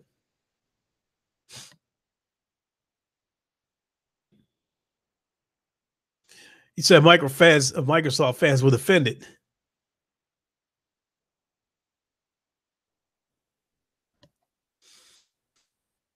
Mm, I think I got off track somewhere. Sick. Explain what you were saying about Microsoft fans will defend it.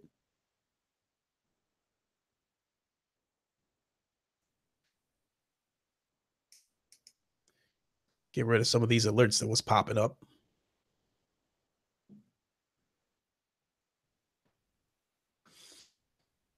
Well, let me go to I don't know. I guess I'm on a roll. Like I said, I should have had my ass out of here.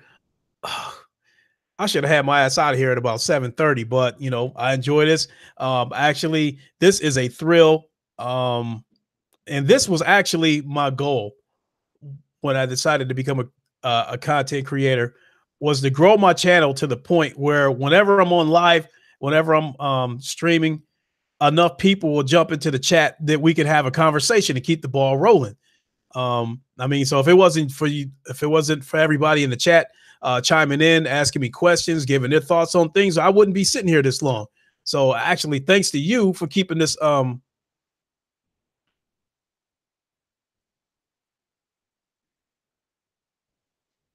This is the first CO you're missing.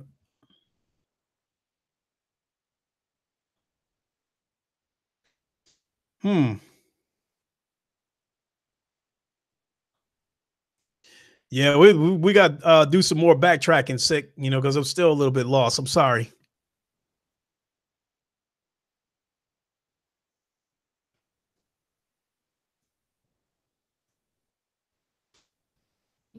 And while I'm talking to sick, everybody in here, I'd like to think a lot of you people in here, a lot of my subscribers are subscribed to Sick Humor as well. I am a regular member of his PlayStation Plus podcast.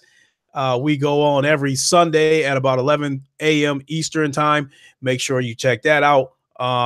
It is primarily a PlayStation podcast.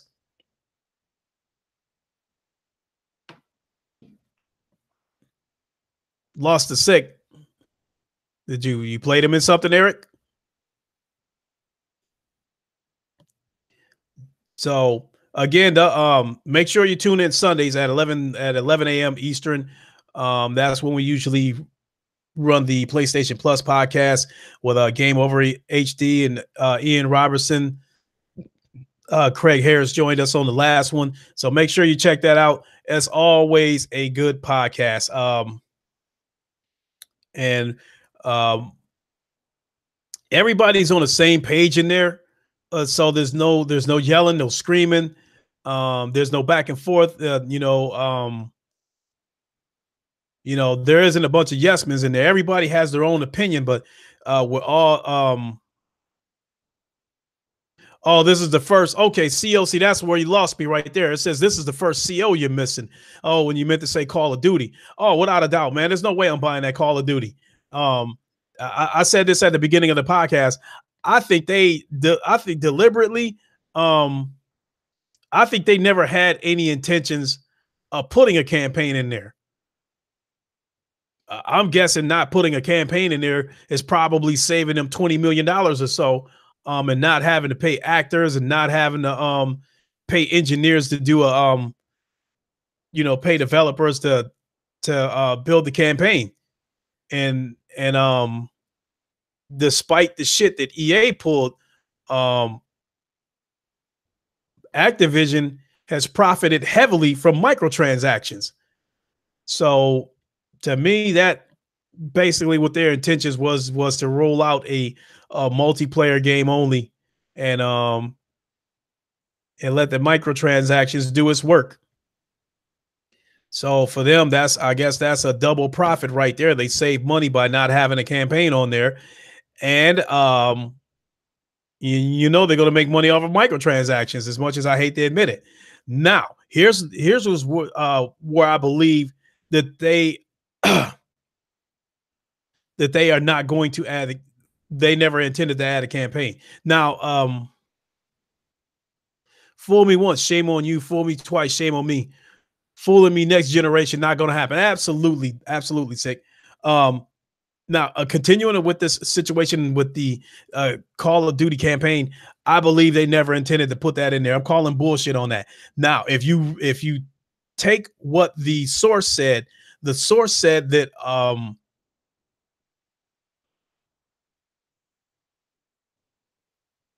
right. But I still find that a coincidence that the multiplayer, like uncompetitive, right here, it says they were working on a campaign for Black Ops 4, but then they decided to bring the release date forward, not to conflict with Red Dead Redemption 2, and there wasn't time to complete it for release. Wait a minute. Whoa. Now, uncompetitive, realistically, doesn't it take a few years to build these games?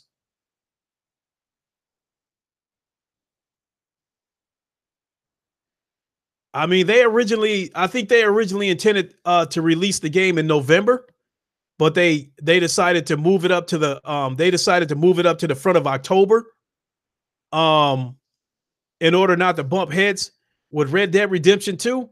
That is 1 month. That is only 1 month.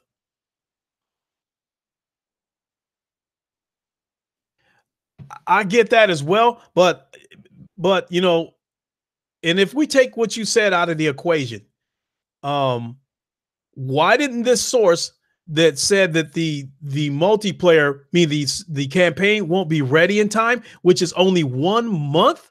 1 month?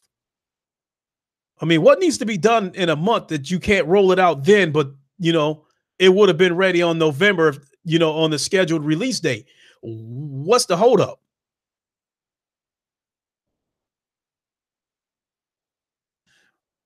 Right. Now, my whole thing about the rumors is the source never said anything about the campaign being released at a later date, or it will come out when it's polished or when it's finished. All they said is it wouldn't be done in time, and therefore they're just going to roll out the multiplayer in the zombie mode. So with that being said, the game was supposed to release in November, and they decided to move it up to the beginning of October. That's about a month. If they were truly working on the campaign, I would be led to believe that the campaign is probably about 90 to 95% complete. if the campaign is 90 to 95% complete, then they would have some kind of window of when they think they could roll the campaign out. Maybe in a couple of months, maybe after this Red Dead storm passes or something like that. That they, maybe nothing mentioning about, the campaign coming out in the later update or something like that. So that tells me one of two things: there never was a campaign, or if they are working on a campaign, they are probably going to roll it out at a later date as a DLC, as a paid DLC.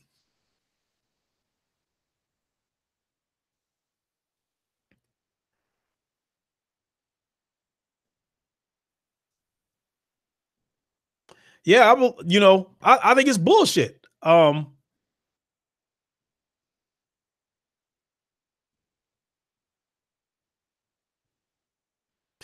get what you're saying. That I don't think you're defending Activision at all, uncompetitive.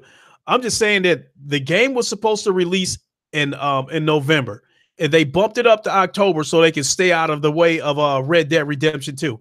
Um, Now think about it. With Red Dead Redemption 2 coming out in November, if they would have followed through with their plans, and let's say Call of Duty Black Ops 4 comes out after Red Dead Redemption, and then people find out that there's no campaign, I think a lot of people uh sick. You said the truth is I don't care for Red Dead Redemption 2.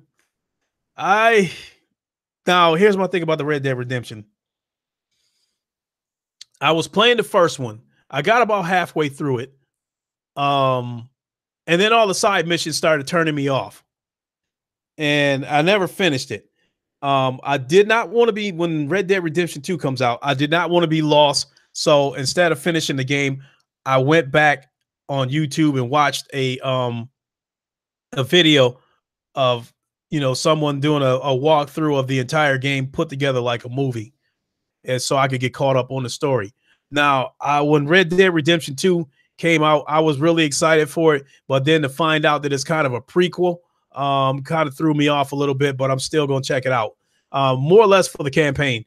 I do think the game will have a good multiplayer, and I'm curious about the battle royale mode. You got bored in Horizon Zero Dawn, uncompetitive.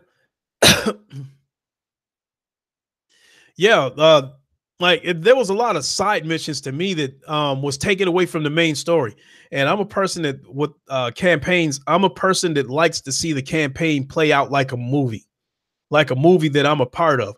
So sometimes, um, no shit, it wouldn't let you play it. Sometimes when I play a game for the campaign, sometimes I will set it on easy so I can get through it and watch it like a movie, and then come back and play it again. You don't care for Call of Duty multiplayer at all? Hey, sick, before you came in here, I do not like the Call of Duty multiplayer. Um, that was said. That's something I said at the beginning of the stream, that I believe they're using the same engine that they've been using for years. Um, I do not like how somebody with a handgun can kill me just as fast as I can kill them with an automatic rifle. I think that's bullshit. Um, and then when you see the replay cam at the end of a match, you'll see that the hit detection is garbage. You'll see the crosshairs on a target, multiple bullets fired. By the time you see the blood exploding out of the body, that fatal hit that killed him, the crosshairs have already moved over a couple of inches from the target. So that is some shitty hit detection. And I think that hit detection has caused me to miss some kills, and it has caused me to be unjustly killed. And like I said, I think they are using the same engine that they've been using for years. I don't think they've made any investments to upgrade that. So every time a Call of Duty comes out, to me, the multiplayer seems to be the same shit with different skins. So with World War II, that multiplayer is set in the Second World War. Whatever iteration of Black Ops 4, whatever time period that game is set to be, is going to be the same gameplay, but different skin. If it turns out to be in the Vietnam War again or something like that, again, it's going to be the same gameplay, but you're going to see a Vietnam looking setting. So as I was saying at the beginning of the podcast, because there will be no campaign on this upcoming Call of Duty, I went from the chances of me buying the game went from slim to none. And I'm not a fan of the zombie mode. I think that's just some, I don't know if niche is the word I want to use, but it's something. It's one of those things where I only tried it a couple of times. Uncompetitive. Black Ops 4 is rumored to be multiple time periods accessed through VR. Huh? You want to explain that in detail a little bit? Because now you just perked my ears up.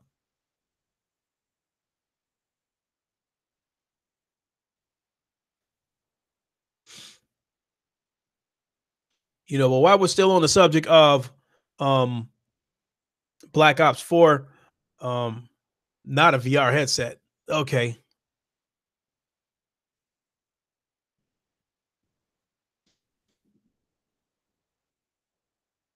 Hmm.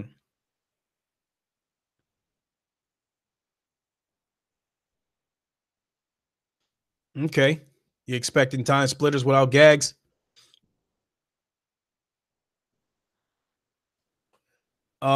Getting back to what I was going to say about the Black Ops multiplayer, you're only going to have the multiplayer, a rumored battle royale mode, and a zombie mode. There's no way this damn game better cost $60.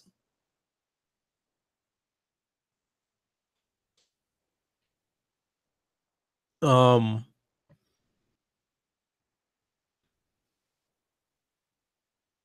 hmm. Well, keep me informed as you find out more information about this VR stuff. I know with the advanced whatever it was, advanced warfare or something like that, there was a VR mission on that game. Um, I didn't play it though because I think the VR mission, was free. But I never bought that Call of Duty because it was the same old shit, rinse and repeat. So I wasn't going to buy the game, and I didn't go out of my way to rent the game. Um, guess I'll get it. I'll give Red Redemption 2 my money. I'm gonna try it. I'm gonna try it, sick. I'm gonna go ahead and buy it. Um, I just the thing that makes me sick about this game is I know that microtransactions are going to be is going to take precedence in this game. Um, I mean, you see how long Grand Theft Auto has lasted. Um, sure, they give you free DLC, but I mean, they should because they're making a ton of money off those shark cards. I probably spent $200 at least in shark cards for my son because he was going through those shark cards like water. What my son did not understand was I give him a shark card. Let's see here. Uncompetitive. It's weird as I had predicted. That BLO PS4 would go this way as you get boots on the ground and wall running. Mm-hmm. World War II, futuristic and post-apocalyptic, excuse me, apocalyptic in one title. Maybe they hope to please everyone. I don't know. Uh, Again, the fact of the matter is, at the end of the day, I have not dove too much into the Black Ops 4 thing because it's like I said, it's especially with no campaign, there's 100% chance I'm not going to purchase it.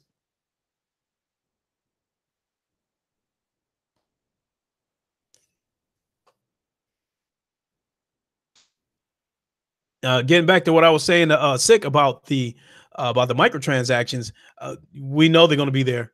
Um, Grand Theft Auto. Unfortunately, I hate to say it, there's a lot of wannabe thugs out there with dreams of having a whole stack of cash in their pocket so they can live out that fantasy. through the game. You know, they, got dreams of being a drug dealer who's driving a Lamborghini, but that shit is a fucking grind if you don't buy those shark cards. Getting that money up to buy whatever car you want is a fucking grind.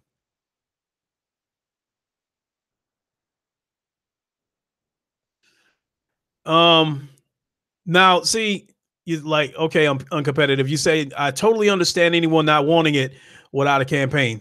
Um, but I enjoy Destiny purely for its PvP. Now, here's the thing. As I said, before, I'll be 51 years old in a couple of weeks. I've pretty much seen the evolution of video games. I grew up when games were complete and there was no bullshit DLC.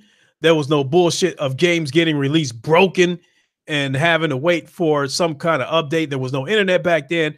But there was no bullshit where a game got released where it was broken, where you had to wait for the next iteration of that game for it to be fixed. I got complete games throughout my childhood. Whatever the game was, it was complete. But now, so we get into I probably say when we got into the original Xbox era,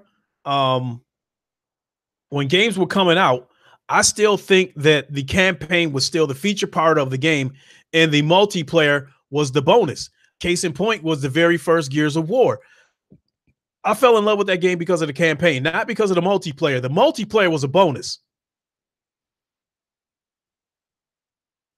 No, you can't patch a cartridge. Whatever you got was the complete game. Uncompetitive. You're 48 and right. I remember the Nintendo seal of quality. No way to patch a cartridge. I mean, there was no internet back then. So I mean, but whatever you got, it was complete. Doesn't mean it was an appealing game, but it was complete. Now, during the 360 generation, somebody was on my friends list.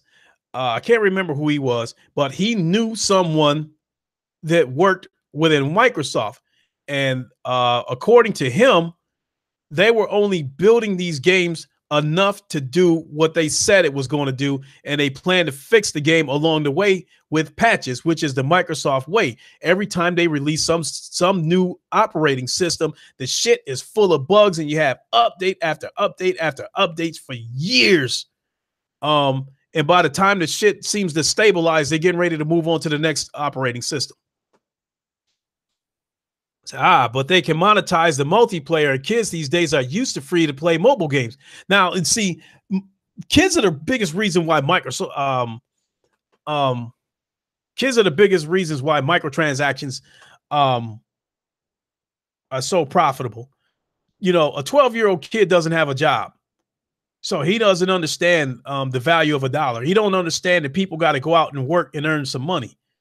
All he knows is that, on Grand Theft Auto, he sees a Lamborghini that costs, $2.5 million, but there's a shark card for only $2 million. So now that shark card that was worth $2 million was $20. The next card up, I think, is the $5 million shark card, which costs $50. So that put me in a fuck spot. My son wanted that Lamborghini. He spent all his money going on shooting sprees, wasting money on ammos. Well, I will say that about kids. I think kids these days seem to like indie titles just as much as they seem to like AAA titles. My son plays Roblox day in and day out. Before he started playing Roblox, he played Friday the 13th day in and day out. Oh God knows how many loot boxes I pay for on competitive. My son, Microsoft pulling that bullshit with God of War, putting some of these characters in loot boxes. So my son was always wanting, I think like Benjamin Carmine and then one of those other Carmine characters, and they were in loot boxes. They were in loot boxes, so my son was always asking me to buy these elite packs and the shit was like a slot machine. Open up all those packages. No, Benjamin Carmine's not in there. So my son doesn't say anything, because he don't want to ask for it again right off the bat. So he'll wait a couple of hours, and then he'll ask me again if he can have another elite pack, and I go ahead and buy it. So on any given day, I would spend 30 or 40 bucks on those Gears of War elite packs.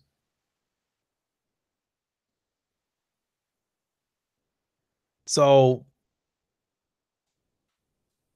I think when it comes to slot machine style loot boxes, I think the Gears of War 4 is one of the worst.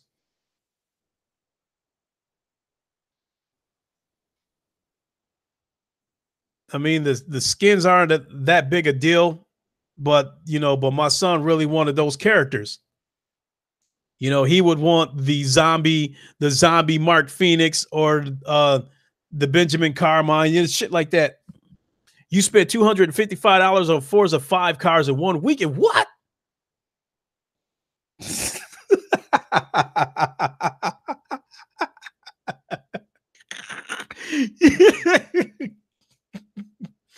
Man, what's the matter with you?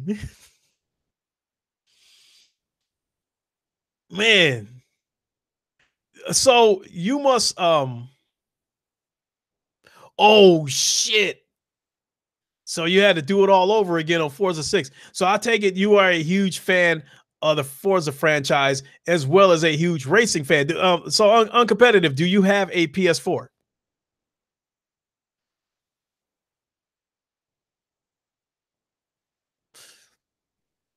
Um that doesn't surprise me about, okay, so you have a PS4, right? What about GT Sport? Do you have that game?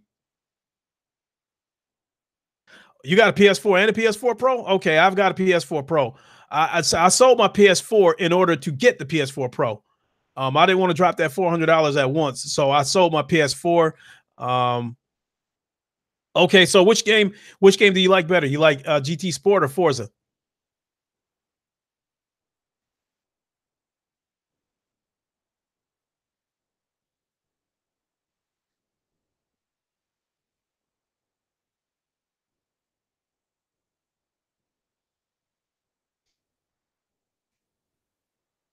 Because I definitely want to know what you think of the two games.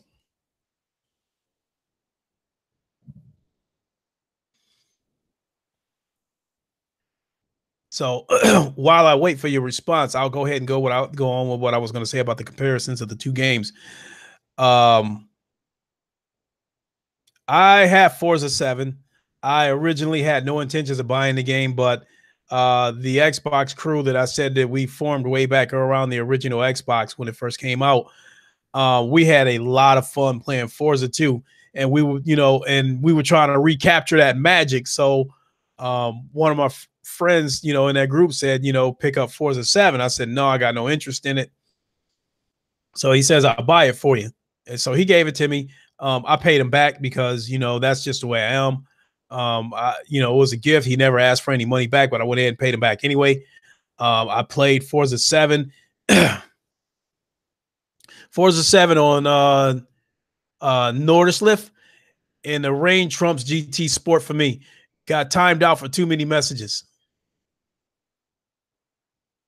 Got timed out, huh? Okay, well, I think GT Sport is a better game. First of all, with GT Sport, the ghosting on GT Sport, some people might find that to be a turnoff. I think it's a great thing for competitive, clean races. Now, don't get me wrong. There's still some bumping. There's still some sport paint swapping from people bumping each other. But when somebody gets ready to go out of control and the car spins out, they turn into a ghost so you can go right through them. Car loses control on Forza, and it's bound to happen. A lot of cars are going to get collected in that multi-car crash. Not only that, the people on Forza are super dirty. They have some of the dirtiest races I have ever seen in a racing game. You come up on somebody and try to slipstream them, they'll start zigzagging to try to, so you can stay out of the slipstream. Once you get side by side with them and get ready to make that move to pass them, they will knock you off the road. It's happened to me like dog on there every time. I don't know how many races I've quit or came in last place from somebody deliberately knocking me off the road. In GT Sport, like I said, if somebody gets squirrely and get too far out of control, they'll turn into a ghost. And not only that, the game has a penalty system. If you deliberately knock somebody off the road, you will get hit with a penalty. You fly off the track, you will get hit with a penalty. There is a video on my channel. Search for Uncompetitive Loves Forza Motorsport 7 Ultimate Edition. Man, that's a lot of shit. I avoid multiplayers because they're all, fishtailing jerks. Just a minute. Let me see if I can open up another page and go to your channel.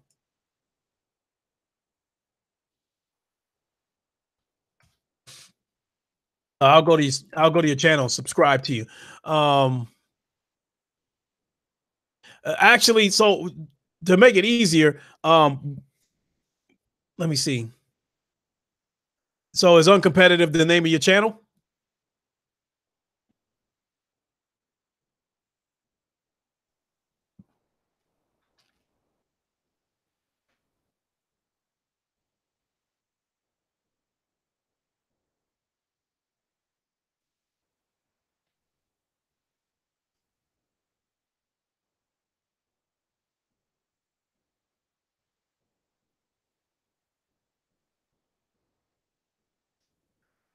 Okay, just a second here. Let me just do it that way. Just do a copy and paste of your name in the search bar and see if I can find your channel that way.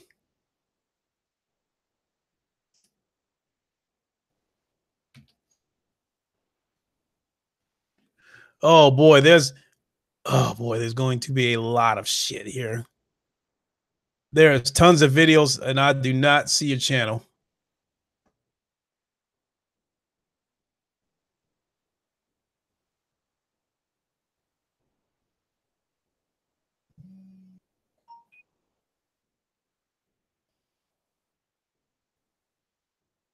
Just a minute. Let me see. Here's what I'm going to do. Uncompetitive. I'm going to add you as a moderator so you can put the link to your channel in the comment section.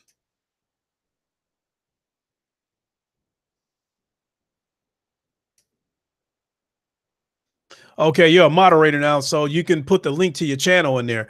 Put the link to your channel in there, and I'll subscribe to your channel.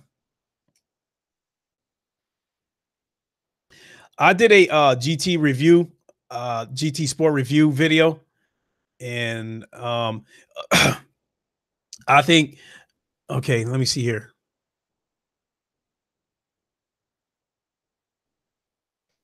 I might end up leaving this for a second, so I'll come right back to the chat. Hold on a second. I mean, I'm still talking, but I'm getting ready to go to your page so I can subscribe to it. Subscribed. Hit the bell icon.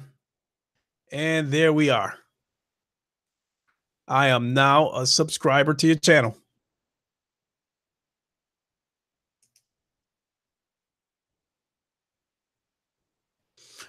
All right. I'll definitely check that out once I get through with this podcast. So it's official. I'm not going to the gym today. It is just too late. I need time. Not a problem. I need time to play some PlayStation before the night is over, especially being that I have to be at work at 5 a.m. I need some me time.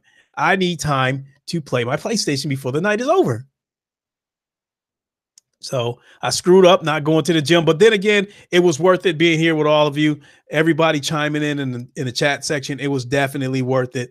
You guys is what kept this going.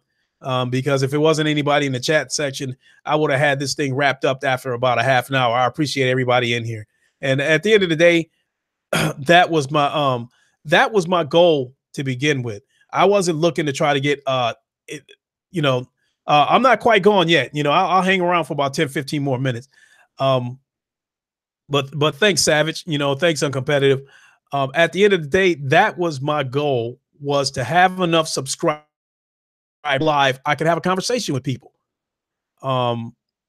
when I'm, doing a live show by myself, yes, it's cool, but it's better when people chime in the comments section and carry on the conversation, because you carry on the conversation, and not only that, you know uh in the comments section, people can come up with different subjects that we can cover, so I definitely like that. So um you all of you in the comments section, thanks Eric, good show, thanks. All of you in the comments section is what made this a good show. And and I'm really happy. I'm sitting on 71 subscribers. I've been on YouTube now. I think I started my YouTube channel. I think let me see. I think in the middle of December, like maybe 2 weeks before Christmas, I started my YouTube channel. And and when I first started the channel, King Thrash promoted me. He helped put my name out there, and I think within the first week, I think I had 17 subscribers within a week. And it kind of sat on that number for a while. A subscriber here, a subscriber there. But then when I started, I was coming to find out that when you do a video, if you I don't want to use the word clickbait, but if you put in the headline whatever the hot topic is I think it goes out and pops up in people's suggested videos. So that was helping me to get a couple of subscribers here and there. But the big push came from when people like Sick Humor supported me, because like every time he mentioned my name, I always got at least one subscriber. We 1 week we did the roundtable podcast on, and if assuming you guys are familiar with that, King Thrash hosts the roundtable podcast, and he had a situation where he got suspended for 3 months. He could still make videos, but he couldn't host any live streams. So we used Sick Humor's channel to host our roundtable podcast, and just that one podcast alone got me 5 subscribers. And then once I joined him and became a regular on the PlayStation Plus podcast, that got me a couple of more subscribers. And then he was on here with me on Monday on the Lincoln Show. That got me like 5 or 6 more subscribers. And so, and then so like I said, through Sick alone, I probably gained like 15 to 20 subscribers. I've gained a couple of subscribers through Craig Harris. I've gained a couple of subscribers through Xbox Vidiot. And I've gained, a good amount of subscribers through King Thrash. So without them, or without their help, I definitely would not be where I'm at right now.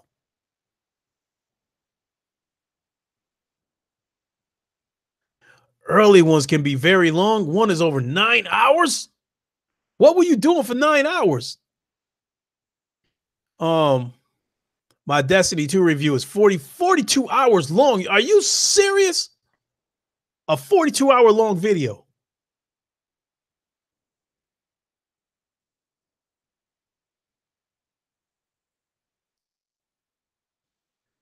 Does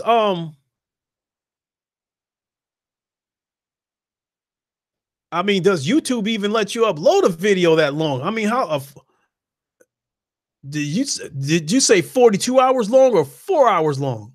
Okay, it was broken into multiple episodes. Okay, I was going to say, I was led to believe that, like, I know at least with this podcast, every time I sign on, it already says it that I can't go past 8 hours on here.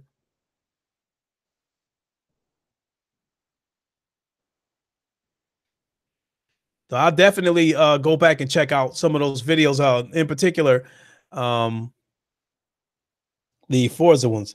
And I never got to finish what I was saying about that. I think GT YouTube videos have to be under 10 hours, I think. Okay.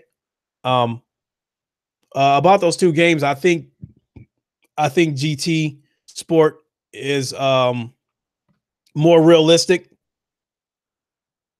I think it's more detailed than Forza. And even though Forza is in 4K, and and GT Sport is in 1800p. I still think it's a better looking game. It definitely has more details. Even though Digital Foundry has lost some of the credibility, they still showed some of the detailed breakdown between the two games. And then there's a situation with the pit stops with a lazy development on Forza 7, where you had a situation where a car pulls into the pits and there is no pit crew, but yet you hear wrenches and impact guns. And it looks like the car stopped in an empty parking lot or something like that, and then drives off once the pit stop is complete.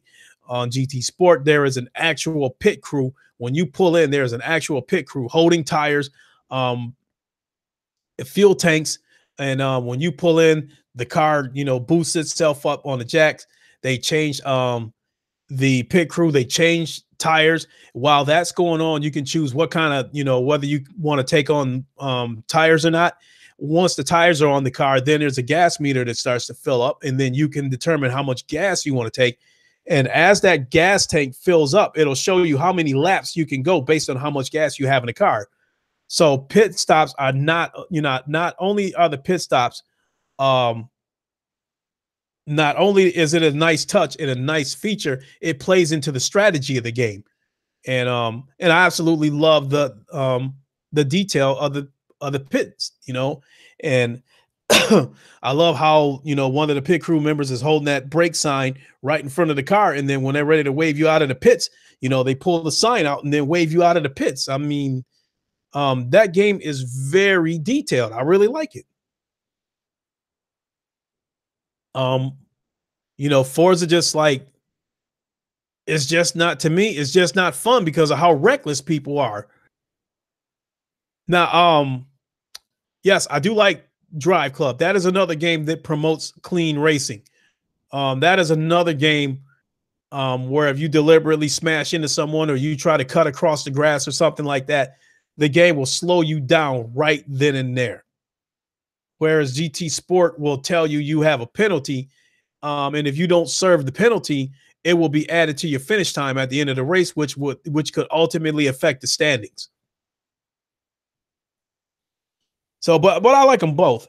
I also have Drive Club VR. It is a really fun game, but I will admit the night races are kind of bad because the background is so damn blurry that sometimes you don't see the turns coming up until you get right up on them. But I'm still I haven't tried it yet, but I'm still going to try Drive Club with my racing wheel, the Drive Club VR. So I'm definitely looking forward to that. One of the reasons why I don't play my VR every single day, some of it's got to do with laziness.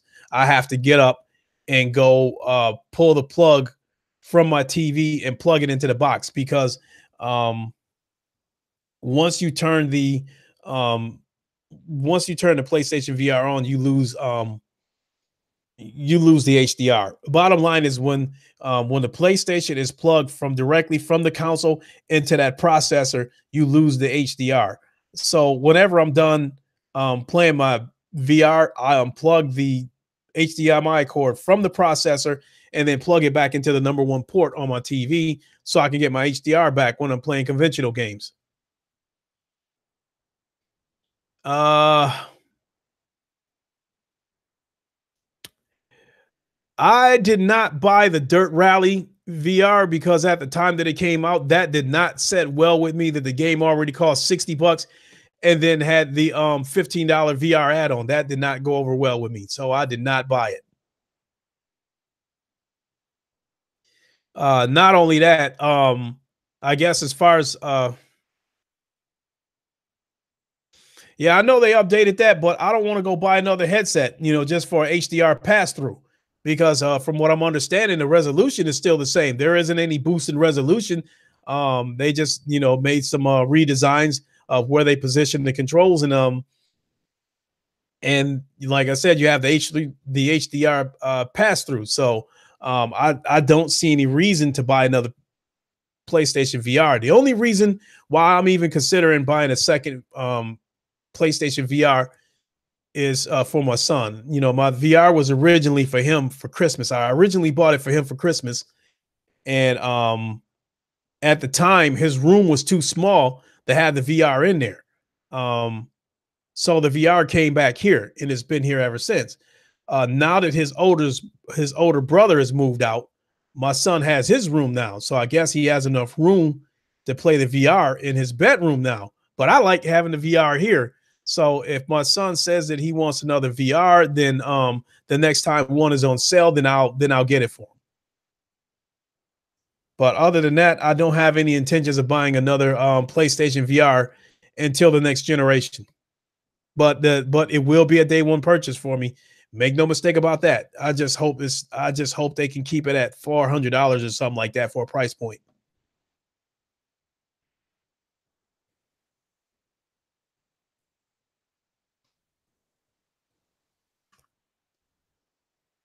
So um surprisingly, I have not been getting too many alerts of other YouTubers streaming live. That's a little bit of a surprise. For a minute, it seemed like Zaire was streaming every day. So I'm surprised I didn't get an alert that he was streaming.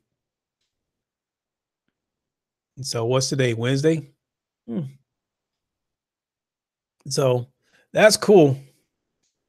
But it is almost 10 o'clock. Nah, I think let me see here. You can give him yours and buy a replacement what does an HDR pass through on your TV. I could do that. Um, but the standard PS4's HDR it is HDR enabled. My son does have an Xbox One X and he does have a 4K HDR TV. I got him a 4K HDR TV.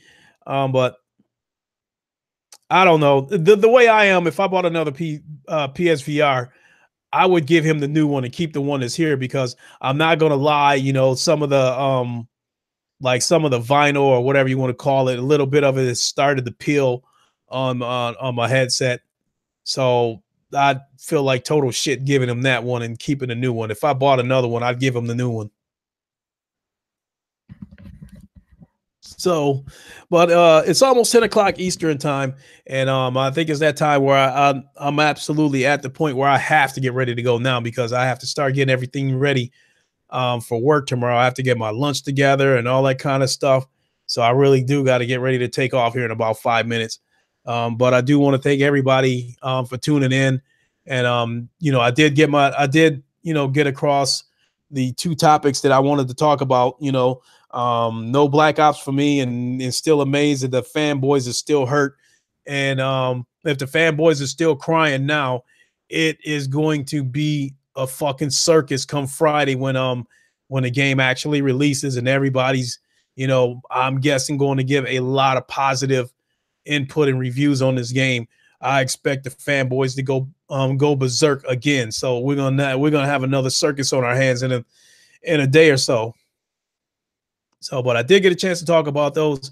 And I'm glad I got a chance to talk about that. But again, everybody in the comments section, thanks for chiming in. Thanks for keeping the ball rolling, covering different topics. A lot of intelligent conversation. I appreciate that. Sick, thanks for popping in. Fatal Mephisto, the Canadian grizzly bear, thanks for popping in. Xbox Vidiot, thanks for popping in. I appreciate it. Ian Robinson, thanks for popping in. I know a few more of you popped in. I appreciate it. If you happen to catch this on the replay, I appreciate it. Please give it a like. And so let me see. If it is bad now, just imagine what it's going to be like when we get Spider-Man. Yeah, it's going to be crazy. I think it's still going to be a circus when Detroit Become Human comes out next month. I think it's still going to be a circus. Same thing, Lincoln. Savage, thanks for tuning in. I really appreciate it. Thanks, homie. So I'm gonna get ready to shoot out of here. Make sure you catch the Lincoln Show tomorrow at 9 p.m. Eastern, where I will have Gunru Gaming, who was my very first guest. He will be coming back. He is a hardcore Gears of War dude. The dude, eat, sleep, and shit God of War. So I definitely want to get his take on some God of War things. And build up in anticipation for the midnight unlocking of the game for those of us that have to wait till midnight. So definitely check that out and make sure you chime in on the comment section while he's a guest tomorrow, so we keep the ball rolling with some other subjects, talk about some other things. They should, but they ran their mouths. They ran their mouths about Hellblade, and it sold 50,000 copies. So that shows you they don't support shit. They just want bragging rights. They don't buy shit. They just want bragging rights. So, all right, folks, I'm out of here. Thanks for watching, and remember to check out the Lincoln Show tomorrow. And I will talk to you then. This is your boy Lincoln Clay. Thanks so much for tuning in. I will holler at y'all tomorrow, and I am out.